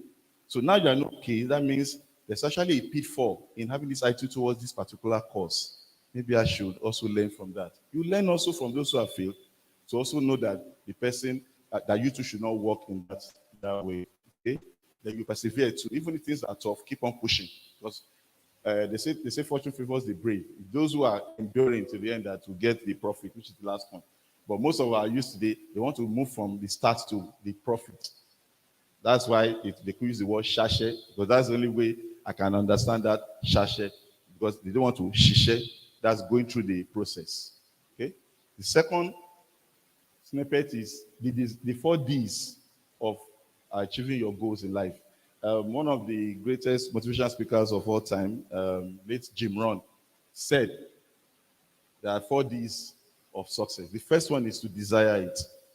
You want something, you have to think of it and desire it. Having desired it, the next thing is you have to decide that you want it. You can desire, somebody has an aeroplane. Oh, that's a fine aeroplane. That's the end. It's fine. If you just say, I wish I have it, that's all. It ends there. But if you want to decide that I want to have it, that means you have not taken a decision. You've taken a decision and you want to move in the direction of achieving that decision. That's why after desire, the next thing is decision. Then followed by determination. Now you want to put in the shift. You see that they're all related. The process, the practice. Now we're talking of these. Determination. That means I want to get it. Now, you have to ask yourself, this thing I want, what's the price I need to pay to get it? Am I willing to pay the price? Once you've answered the 2 questions, then you can now know that you are in the process of moving towards getting it done. Then the last one, of course, discipline. To stay the course, you need to be disciplined. because we will meet challenges on the way. So that is normal. Okay. The other snippet is 7 C's of Success by Brian Tracy. This is another great motivational speaker and business guru. And in one of the presentations I listened to, you can all these names, you can please note them, you can check them up on YouTube. It's better value for your data than just following Kim Kardashian and what have you. Okay? Jim Rohn, Brian Tracy, these are people you can follow. So he mentioned 7 C's of success. The first C there is clarity. My presentation, please.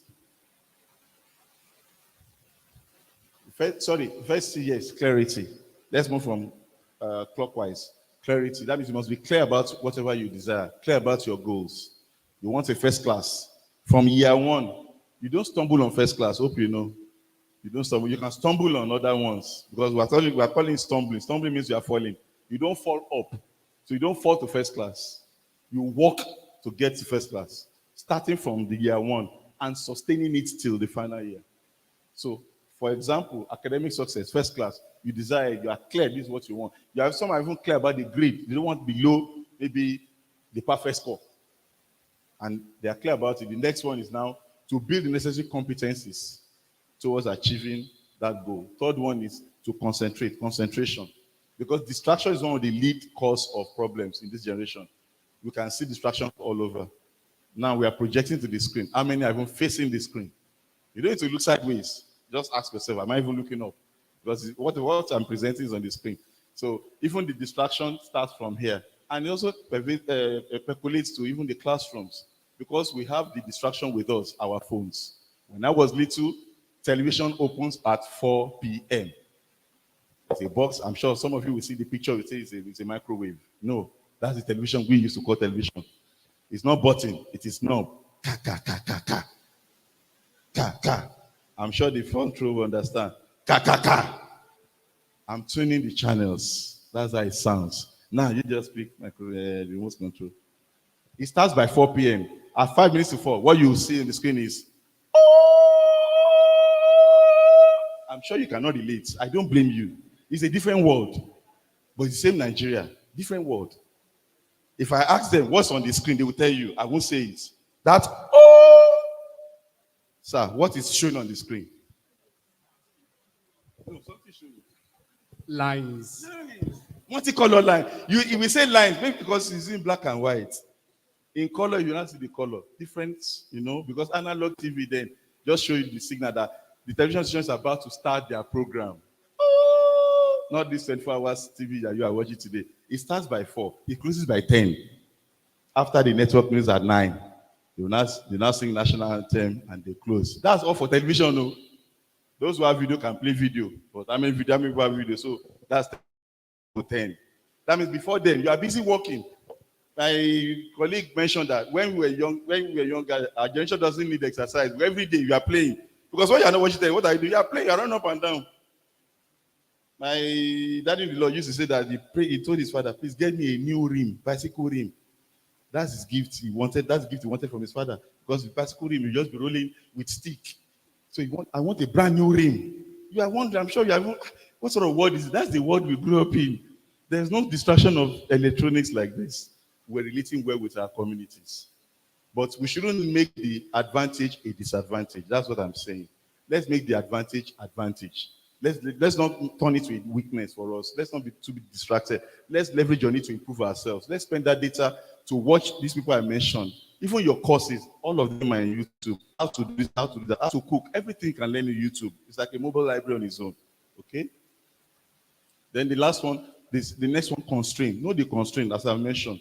Part of learning is know what can hinder me from achieving my goal. So let me study it so that I can know how to maneuver around it. Then continuous learning and development, like what we are doing today. Then commitment. That means I'm committed to achieve the goal. Somebody define commitment. That commitment is like the determination not to have any excuse for failure. That means it doesn't matter what happens. I must get to my goal. That's commitment. That means I'm sold out for it. Nothing can discourage me. Okay? Then courage to get to your goal. So there are two pains in life. Doc mentioned it. Either you achieve the goal by pain of discipline, or you regret that, I wish I was paying attention. So that's the pain of regret. So the word that is constant in all my work, my talk is discipline. You must be disciplined. So you need to also know that you have potential for greatness, role of character. Talent without character is nothing. Just know that. So don't just say I'm intelligent and that's all. Attitude, if you spell all the alphabets, I'm rounding up because of time. If you spell all the alphabets, if you number them 1 to 26, the word attitude will give you 100%. So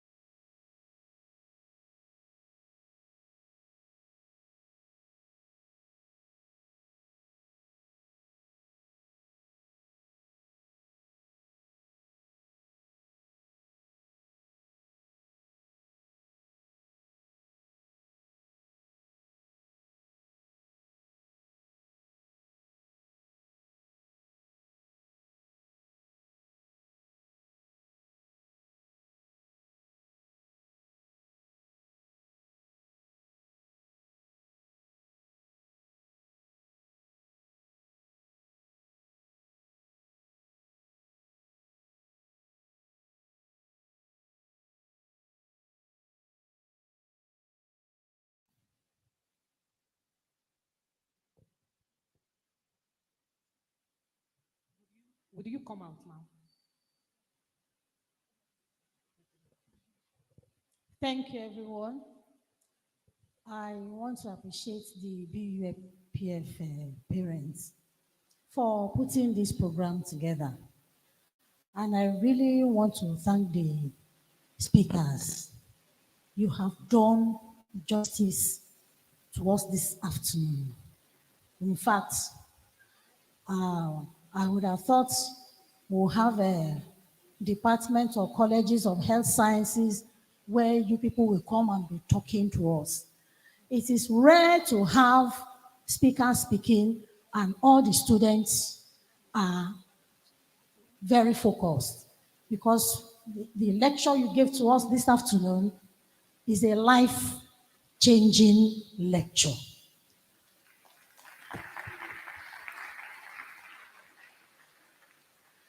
When I looked back and I saw the platform on top filled up, I was so excited. And from what we learned this afternoon, I am not ashamed to say I'm just hearing that there is also a genotype SC. I'm just hearing it now. You have opened my understanding to that. I know there is SS, there is AS, but this SC, when I heard it, I thought somebody was joking until it's now coming out from the man that knows it better. I cannot but to say thank you for this beautiful lecture. Chairman BUPF, you have done it again. Our Father, Vice Chancellor, glory be to God. We bless you. I appreciate everybody. Thank you all. Thank you, Ma. Professor Attache, that's the Dean of CONAS, College of Natural and Plant Sciences. A round of applause for her.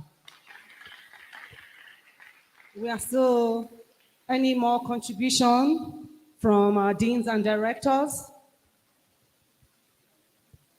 Any word from our senior colleague in the house?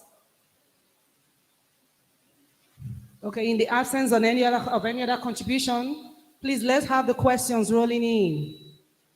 The questions from various students, let's have it roll in.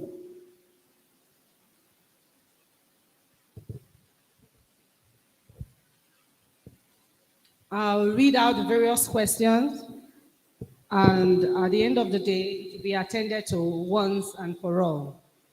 The first question here is directed at the second speaker. It says, what is the difference between AS and AC? What is the difference between AS and AC? The second one says, it's also for the second speaker.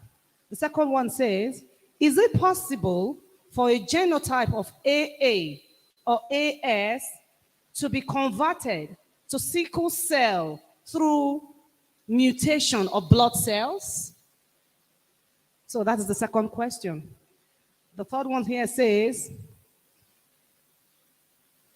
any advice for someone who is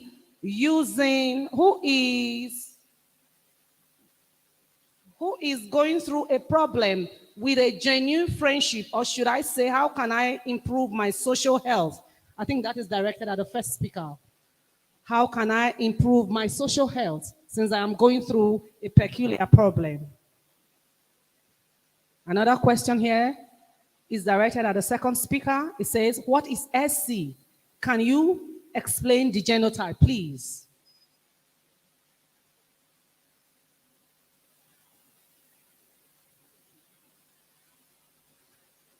This other one is also directed at the second speaker.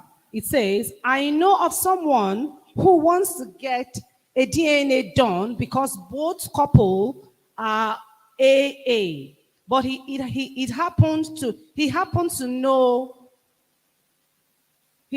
that their daughter is AS. I agree that the child might not be his, but people around say otherwise, that maybe the sickle cell is present in one parent, but not the other. So what is your opinion about this, sir? This other question is directed at the first speaker.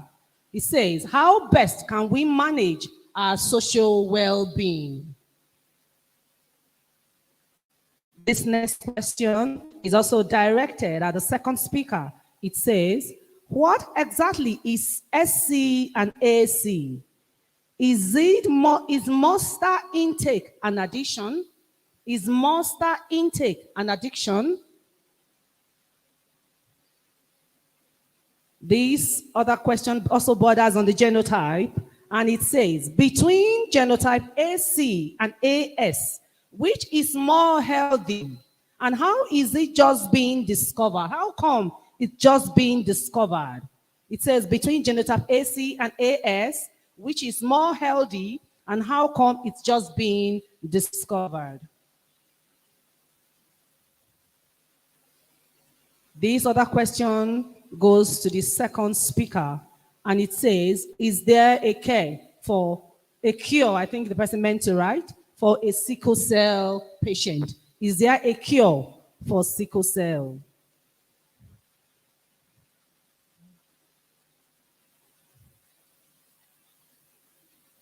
This other question is also directed at the second speaker, and it says, please, good day, sir. He said, please help me share more light on the positive and negative of blood group. I think the positive effect and negative effect of various blood groups. Yes, thank you. Any more questions? Thank you, sir. Okay. Another question here, I think, is directed at the second speaker as well. It says, can you please also shed more light on blood group, particularly blood group O? Particularly blood group O.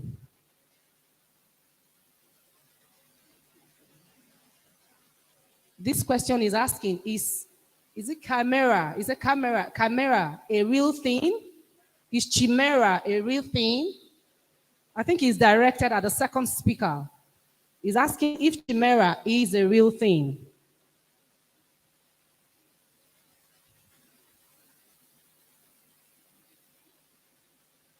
Okay, this question is very peculiar. It is saying, I think it's also directed at the second speaker. It is saying, if it is the will of God for me to marry an AS, and I'm also an AS, what should I do? That is, if it is the will of God for me to marry an AS, and I am also an AS, what should I do, sir?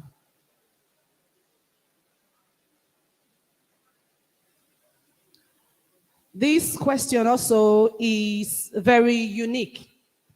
And it says, so far, I didn't hear of how to get rid of addiction.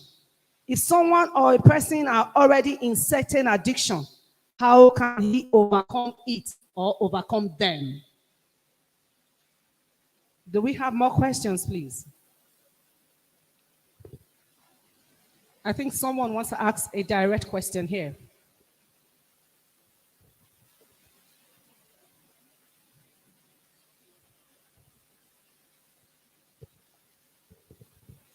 Thank you, sir. I have a question for the both speaker. The first speaker, sir, I would love that you briefly talk about how our personal disposition our social health. You're talking about this classification of sanguine, melancholy, all of that. So that how can we leverage on it? How can we leverage on all of this type of personality to improve our social health? Know that some people are introvert, extrovert.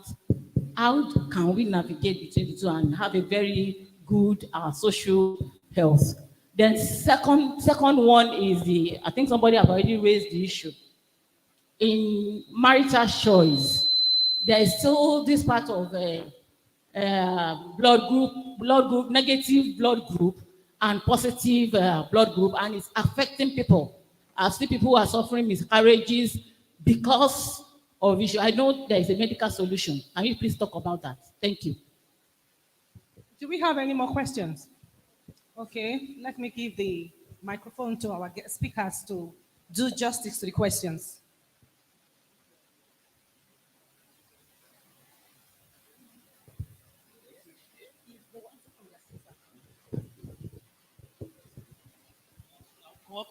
Coming down, sir.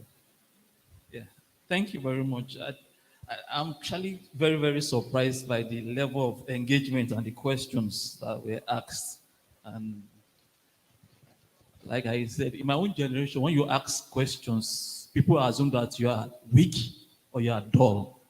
And that was a wrong notion. It's important to ask questions to clarify. That means people assume that once they teach you, once you ask questions, koye, or is a dull person. And even your teachers can even embarrass you.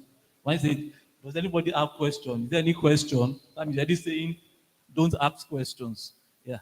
First and foremost, let's start with the social health. Let me tell you one of the benefits of social health is that from research, and we found out that people that have good social health live longer. That's the truth. People that have good social health live longer than people that have poor social health. People with poor social health are most likely to die of mental health illnesses like depression, anxiety, most likely to suffer heart attack. Yeah. Because we are all social creatures. How many of us agree? The way we are created to engage and relate with each other. And by saying you can't live without trusting anybody, you just have to trust someone. That means what I will encourage is that social health, and I've seen a lot as this little body myself, that you don't use your certificate outside. If you're not a doctor, you're not a professional. What people make money from is their social engagement and connections, social network, social capital. Yeah. That means what I always encourage students, and I'll encourage even my own children, is that always cultivate relationship while you are in school.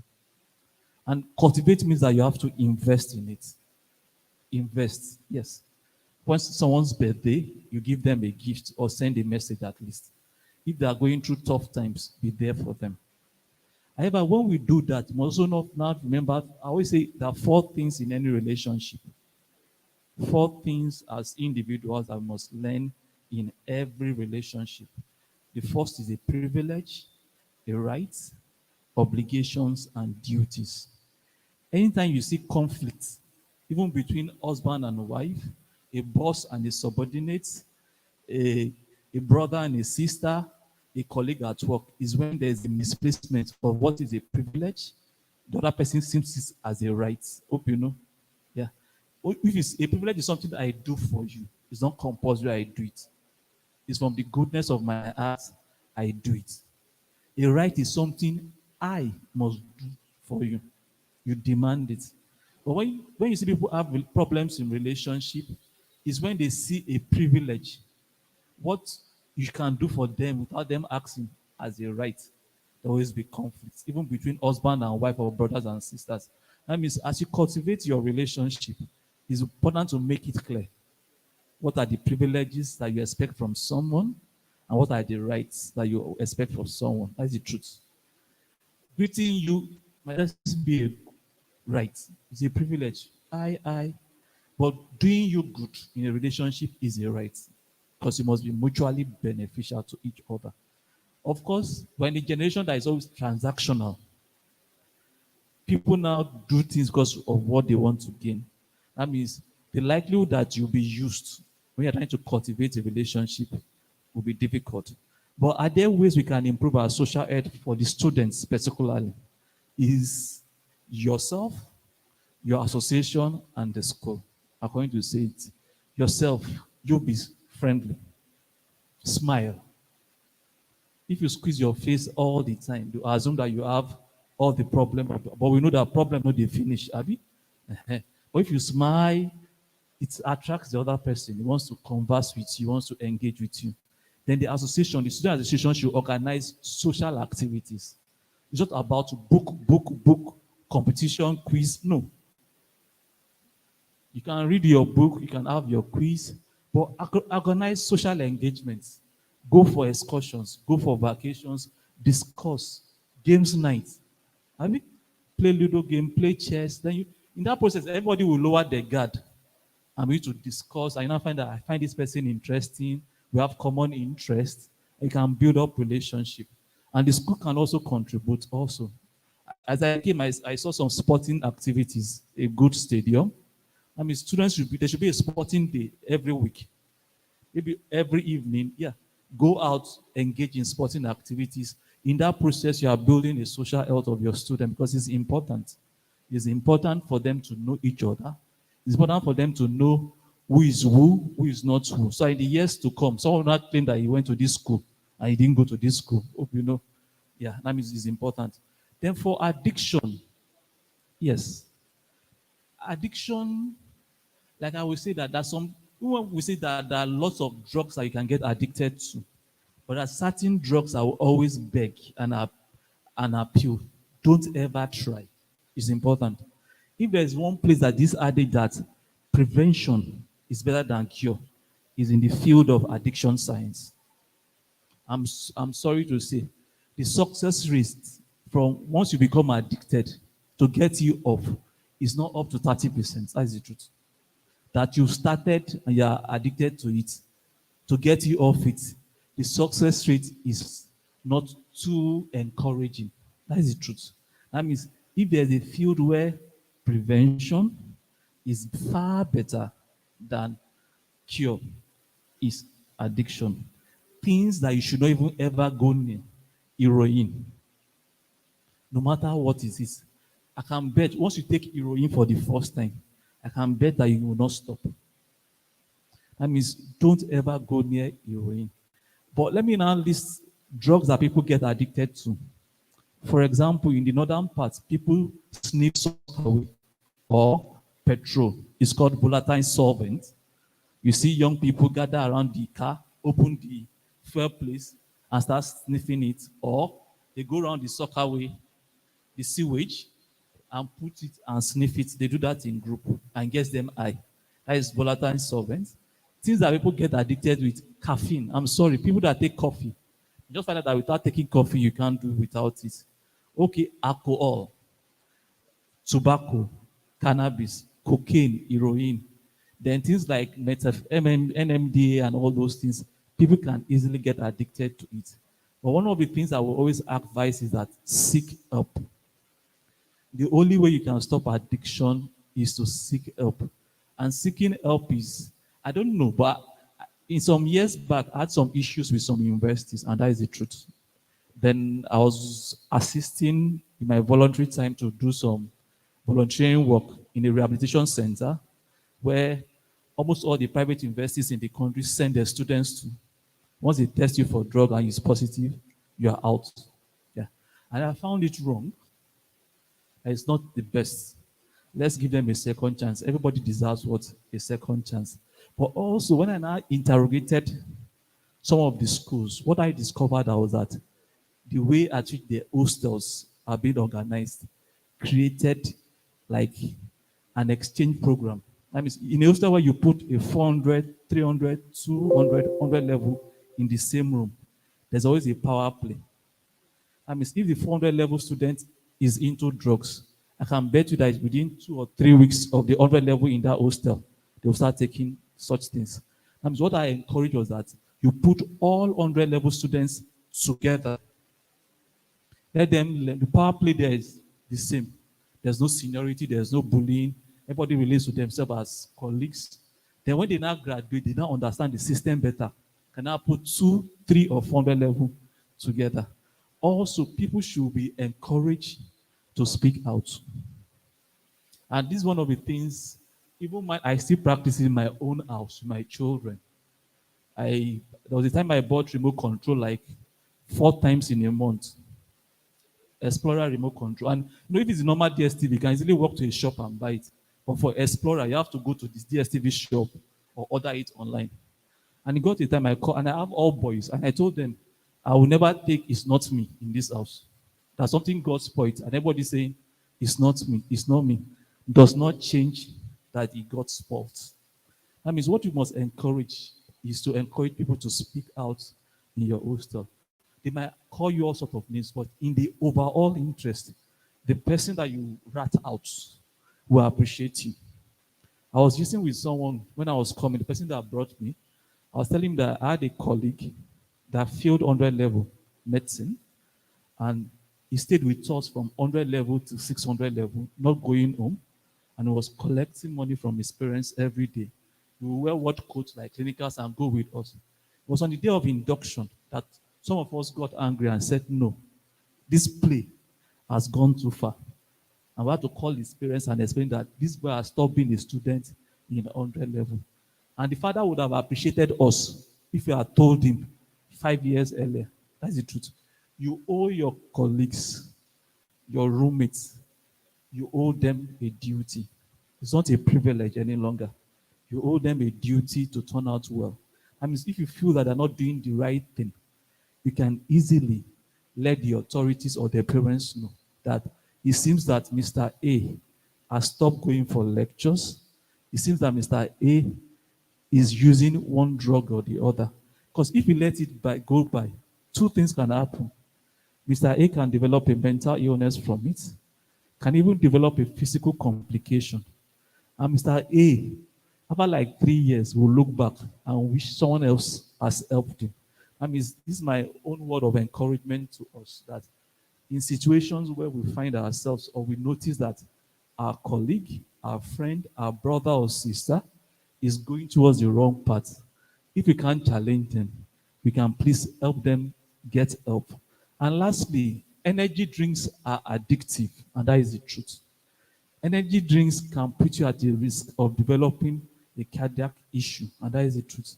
Energy drinks sometimes contain some toxins that can affect your kidneys and your liver. That means, if possible, let's moderate how we use them, or at best, let's stop it completely if possible. Thank you.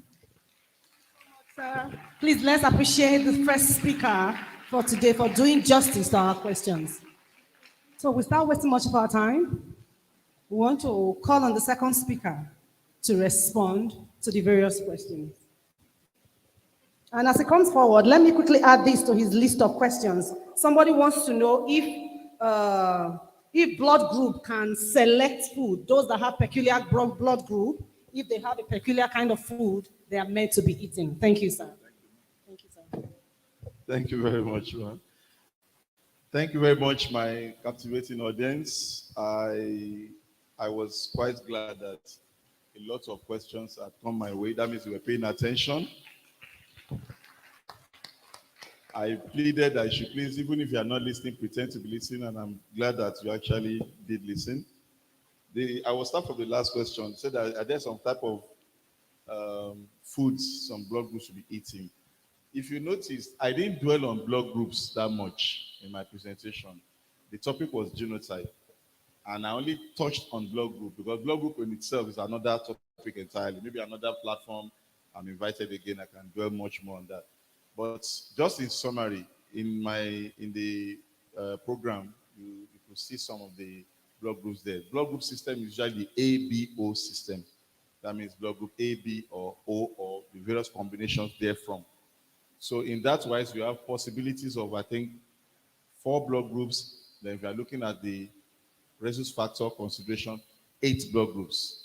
You have blood groups A plus or A minus, blood group B plus or B minus, blood group AB plus or AB minus, and blood group O plus or O minus.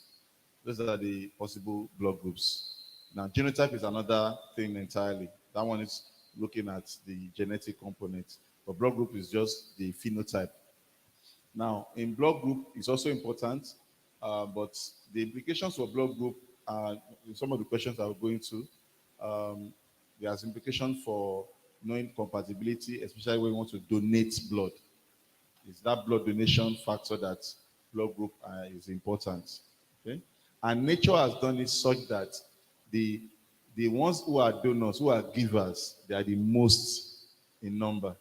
The ones who are recipients, they are the least in number. Just to let you know that God designed it that we should be givers, we should contribute to society, not just receiving. In the blood group system, the universal recipient, that's those who can collect from everybody, are the AB. They can take blood group, they can take donated blood from O, donated blood from A, donated blood from B. It won't hurt them. Reason is that when you are receiving blood from another person, something in you must not resist what is in the blood that you are collecting. That means there must be something compatible in you as far as that blood also is concerned, the blood you are receiving. It must not, something in you must not fight what is there. That means if you are collecting, if you are AB, there's A there, there's B there. And even if it's O that is bringing blood, O doesn't have anything that you can even fight. But A, if you are blood group B and A is coming, there will be fight. Because your body will react against that A component if you are B. If you are vice versa, if you are A, you react to B. But if you are O coming, O can donate. O doesn't fight anybody. O can blend with A or B, or combination of A and B. But if it's AB person now, that means person can receive from everybody. But O cannot receive from everybody. O can only receive from O, but O can donate to everybody. Because O doesn't have anything. So if A is coming, there will be fight. If B is coming, there will be fight. So, but O can donate to everybody. Hope you understand that basic concept. So now let me tackle the question. No, in terms of food, I don't know for blood group, but for sickle cell, anything that contains iron, they are advised to avoid iron-enriched foods. So even blood tonics, blood capsules, they go for more folic acid because their body hemolyzes, that destroys a lot of that sickle-shaped red blood cell. It is that sickle-shaped red blood cell that will make them to be called sickle cell. Because of that S gene, it assumes in SS people, it assumes that sickle shape, and then the body now destroys it more when it passes through the system. I don't want to go into the details. It is that destruction that gives them a lot of yellowness of the eyes because their body is destroying their red blood cells a lot. And at times it clogs the tiny blood vessels and causes those painful crises. Okay? So they avoid iron-enriched foods, but not blood group. Blood group has no bearing on foods, as far as I know. So the difference between AS and AC, I've mentioned it that they are just traits. For carriers, they're just carrying it. There's no big deal. The thing they need to be watchful about is who they now engage in with when it comes to marriage or producing a child. If the person is also a carrier of the S or the C, then they can produce a child that has the problem, which is now the SC or SS. Even there are some that are even CC, because it's also thalassemia. Okay? So on his own, ASAC, no problem. I told you I'm AS, I'm a carrier, no problem. It's when you want to now engage with another person that you need to be mindful of it. I'll still go more into that on the one on will of God. The mutation, AS cannot just mutate to SS. There are no two way about it. I'll give you the permutation when I talked about the scenario 1, scenario 2. It's only when the person has a child with another person, then the production of that offspring that can be SS or SC can happen. It can't just that you are AS, you now move to SS. No. Because your genetic code is your genetic code. Nothing changes. So whatever you are born with, that's who you are. Okay? Except you medically alter it. AS from an AA pair. The question, I was mentioning it in the scenario. I didn't dwell on it. Because people are talking about DNA, paternity fraud, even blood group. We may not know who is the father of the child, but we can know and tell the person, this person cannot be your child. We don't know whether you are, we don't know who the father is, but we can even say from blood group alone that ordinary blood group tests. But we're always careful. Let's go and do further tests, because even we in medical field, we don't know what will happen when they leave that lab. Whether the man is going to kill the child. We've seen it happen when I was in medical school. You see headline, man kills wife and children and kills himself. Definitely something has happened is paternity fraud.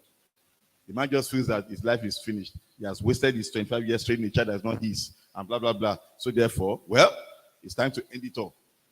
Just because a lab result was released. When I was in UCH, the lab person, when we rotated through our first laboratory posting, the person said that there's even a case on ground now. The man came with a child. Imagine the scenario. Sir, he declared his own maybe genotype or something, our blood group. I want to know this child's blood group. You will know that definitely something has transpired at home. So the man was sensitive, said, okay, no problem. He took the blood from the man, took it from the child, told the man to come back. The man now confided in us that, hey, from the result, it's not possible that this child is the man's. But he's not even going to tell the results. They will come back at 2 o'clock. He'll tell them that there's still something wrong with the result. They will come back again. He will make sure he frustrates the result until the man goes to that place, so that his own conscience will be clear that nothing happened from this lab, because it was clear. If somebody is, let's say, that rare blood group AB, it's very rare. They are as I said, they are the universal recipient. They collect from everybody, and God does this on that, so that those who don't give, there are not many. Blood group O, they are the givers. If you check out more than 70% blood group O. O positive, O negative, blood group O. In fact, O positive is the most commonest. Doc, am I wrong? O positive, the commonest. So it's still the fact that I would know since. So O positive, the commonest worldwide. But AB, very rare. Now, someone that's AB, man. In fact, any male I see that's blood group AB, first thing I do is I congratulate him. Nobody can have a bastard child for you. Confirmed. Ordinary on blood group, you can settle it. If a child is O positive or O negative blood group, DNA strains, it's statistically not possible. Because I can produce either the A or the B to form that with the woman I will marry. So I must see the A or the B. Where is the O? That means nothing came from me to the... So that's why we did all the scenarios. The same way, AA can only have A from one. AA, the other parents, can only have A from their parents. Where is the S coming from now? It's not possible. Medically, it is not possible. So that's enough ground for further tests like DNA screening. There is no other way, no two way about it. Just to confirm. Nobody is saying anything. Just go do DNA. Because statistically, medically, the possibility is zero. One possibility is zero, then there's nothing we are talking about. Okay? The next question. ASAC treats, you have said that they are not just newly discovered. This has been the facts on ground. It's just that we make more noise about S than the C. The C too. I had a classmate in medical school in the 90s who was SC. They are all around us, but we may not know. But there are some that I see that you just know that this person, all is not well, but not quite so like the typical SS, you know. It could be that the person is SC. They that treat them, that take care of them, they know. So SC are not new. S and C traits are not new. Okay. Then can they be cured? Yes, medically you can have a cure for the sickle cell problem, but it has to be bone marrow transplant because we are talking about something that is related to blood. So you have to go to the core, the roots of the production, which is the bone marrow. So where the facilities exist, they can alter it at the bone marrow level. I'm not sure of the age, sir. Is it from when they are young or any age? From 10? From 3? From 3 years? Okay, so it can be medically handled now. When we were in school, it was not so much available, but now thank God for technology, it's not available that you cannot. But I'm sure the cost implication will also be there. Maybe that's what people are now not bothered about. But it's better to prevent than to now cause the problem and look for cure. Okay. I think implications of O positive. The way the various blood groups have said is blood group A, either AO or A alone or combination. Either the person has A from the male and A from the female, or A from male, B from female, or O from male, A from female, is still A. Once O exists with A or B, it is the A or B that will manifest. Even if O exists with AB, O is a recessive one. That is just a silent partner. But O will manifest when both male and female are O. Then the child is O. So that's why I said if a partner is A or B or AB, and the child is O, oh, sorry, even if partner is AB, AB is even the thing. Because if partner is AO, the child could still be O. Because the O that was silent can merge with the O of the mother or the vice versa and produce a O child. But if man is or woman is AB, there's no way. If it's AB, there's no way. A or B from that partner cannot allow a child to be O in that union, biologically. So that's why I said once as AB, there cannot be issues. I think that is all, man. Then the will of God. Yes, I made sure it was the last one, the will of God. People have applied faith. What if it's the will of God? What is the will of God? You have knowledge. Knowledge is light. God gave you knowledge to know your way. Thy word is a lamp unto my feet and a light unto my path. You now know the way. You now want to close your eyes and cross the expressway and say that car should not hit you. You already know what you need to do. Why I'm saying the will of God? People have used will of God to destroy themselves. There's a brother in UCH. So the sister knew her genotype was AS. The sister knew. The brother didn't know, do his own test. But brother, okay, sorry, his brother knew it was AS. The sister also knew she was AS. The brother now told the sister, let's do this genotype. Since I'm AS, let's just be sure of your own. She said, no, I'm sure. I'm A. But why did the brother too rely on word of mouth? Let's go and do tests together now. Choose your lab. Last you choose your lab, I choose my lab. We'll compare notes. Abi? If there's any inconsistencies, we'll go to a third option for adjudication. The brother just left it like that. No testing, nothing. Just word of mouth. Okay, since we are A, the first child, SS. Sister now said, that's when they knew. I mean, the will of God, love done we were talking of the 90s. So all this bone marrow transplant issue wasn't that available here. So there was already stress, but the child is falling sick every time. Second child, SS. So love is already strained. Because when you are spending all the time going to hospital, blood transfusion, which time do you have to do any love quantity with your wife? So that means don't just say will of God. Will of God also means that you know what you should know so that you can take the right decision. That's also will of God. Thank you. Please, let's put our hands together for our second speaker once more. We want to especially appreciate our speakers. Please sustain the applause as you take a seat. We want to especially appreciate our speakers. And I know everyone will agree with me that today has been so impactful. The lectures have been so impactful. We've learned a lot. I personally have learned a lot. Thank you. Without wasting much of our time, because we know time has gone, we move to the next item on the program, which is the presentation of the plaques to the guest speakers. And to do the first presentation, I humbly want to call on our amiable Vice Chancellor to present the first gift to the first speaker. Please put your hands together as our Vice Chancellor steps forward.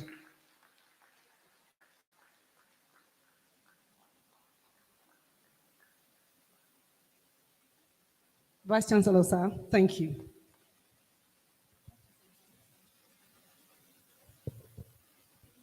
The scripture says, seest thou a man diligent in his business, he will stand before kings and not before men. I'm sure you'll agree with me that this gentleman here is loaded. Thank you for your clear presentation, your thoughtful presentation, very clear also, and very relevant to every one of us, whether young or old. Thank you very much for what you've done. Let's know what you have to do very well. So on behalf of Bells University Parent Forum, present to you this Appreciation Award. Appreciation Award. You want to get us? This photographers. To Dr. Olusola Olibamoyo, Honorary Consultant of LASUTH, appreciation of your lecture that made our 9th annual seminar series 2023 a highly impactful one. Whoever wrote this wrote it very well. He's a seer. He saw it before time. Thank you for coming in today, dated 29th November 2023. God bless and keep you. Going to expand you also.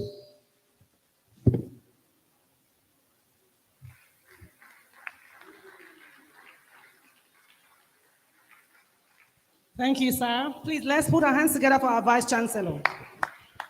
Well, from the university, you normally will go back with a souvenir. Now, you said it's when you get home, you normally tell your children some things. Tell them you got to Bells, the first private university of technology in Nigeria. Thank you so much, and God bless you. Thank you so much, sir. Please, let's appreciate our Vice Chancellor as he takes his seat. To do the second presentation, join me as I humbly make welcome the chairman of Bells University Parents Forum, Mr. David Kolawole Oladapo. Please put your hands together for him as he presents the second plaque to the second speaker.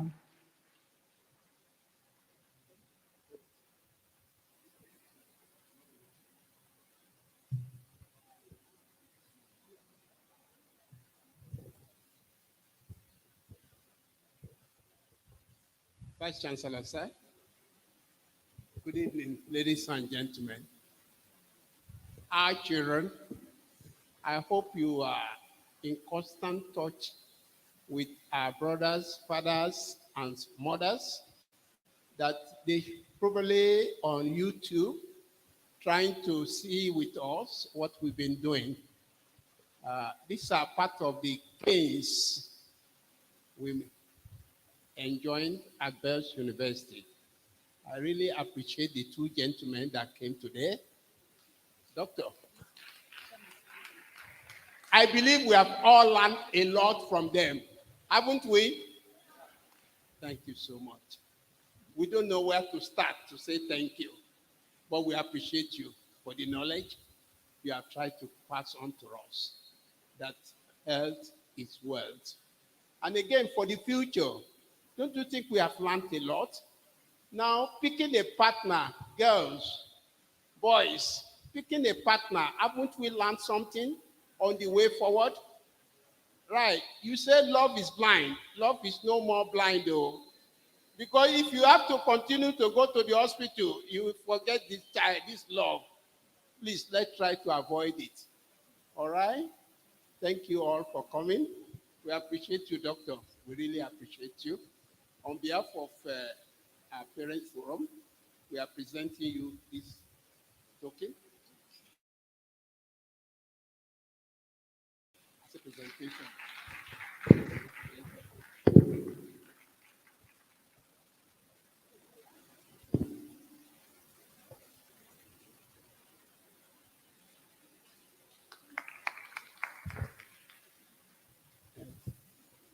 Shall I do it, sir? Shall I do it? All right, thank you so much. I've just gotten a permission from the Vice Chancellor. He said I should promote the university as I've been doing. Now, on behalf of our university, the first university of technology in Africa, we have produced so many, and I'm proud of them all over. In UK, I've seen some of the best university engineering students behaving very well in UK. And I'm sure it will soon be in Australia and Canada because they will all be doing well. So on behalf of the university, this is just a token. Please pass it on to your colleagues that their children belong to us here. They should send them here. We will reform them and they'll be good product for the nation. Thank you, sir. Thank you so much, sir. Thank you, the chairman of the BUPF. A round of applause for him one more time. We have come to the end of the program, and the next item on the program is vote of thanks. To do justice to this, we call on the auditor of BUPF, Mr. Ipole David Ode. Please put your hands together as he comes forward. Let's appreciate him as he comes forward. I want to thank our Vice Chancellor for sparing his valuable time to be with us through this event. And our speaker, the two speakers, we want to appreciate them for passing and imparting upon us and the student. And we are persuaded that we are going to practice all what you have imparted on us today. And as you're going back to your various destinations, our Lord will go with you. And He will keep you. You will increase in your knowledge and your endeavor. And to our students, I believe you are going to make use of the knowledge you have gathered today. The Lord be with you all. And to our parents who are part of the program, physically and online, we appreciate you. May the Lord bless you all. Thank you, and God bless you. Thank you. Thank you for the vote of thanks. We have come to the end of today's program. Without wasting much of our time, we have to rise up now for the university anthem. Please, shall we rise for the university anthem?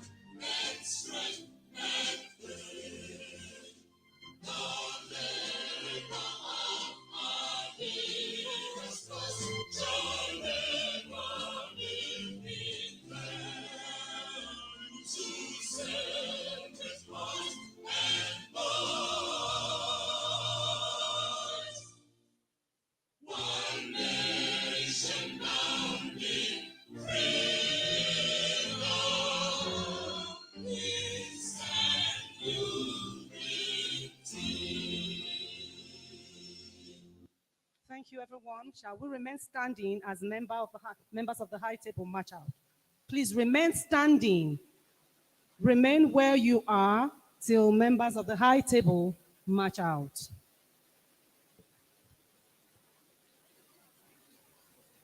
Which of them?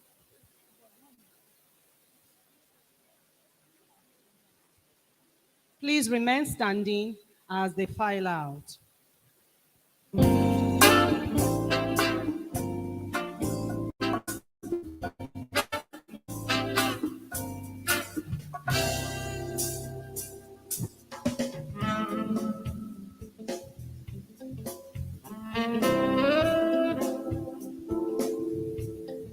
Thank you, sir.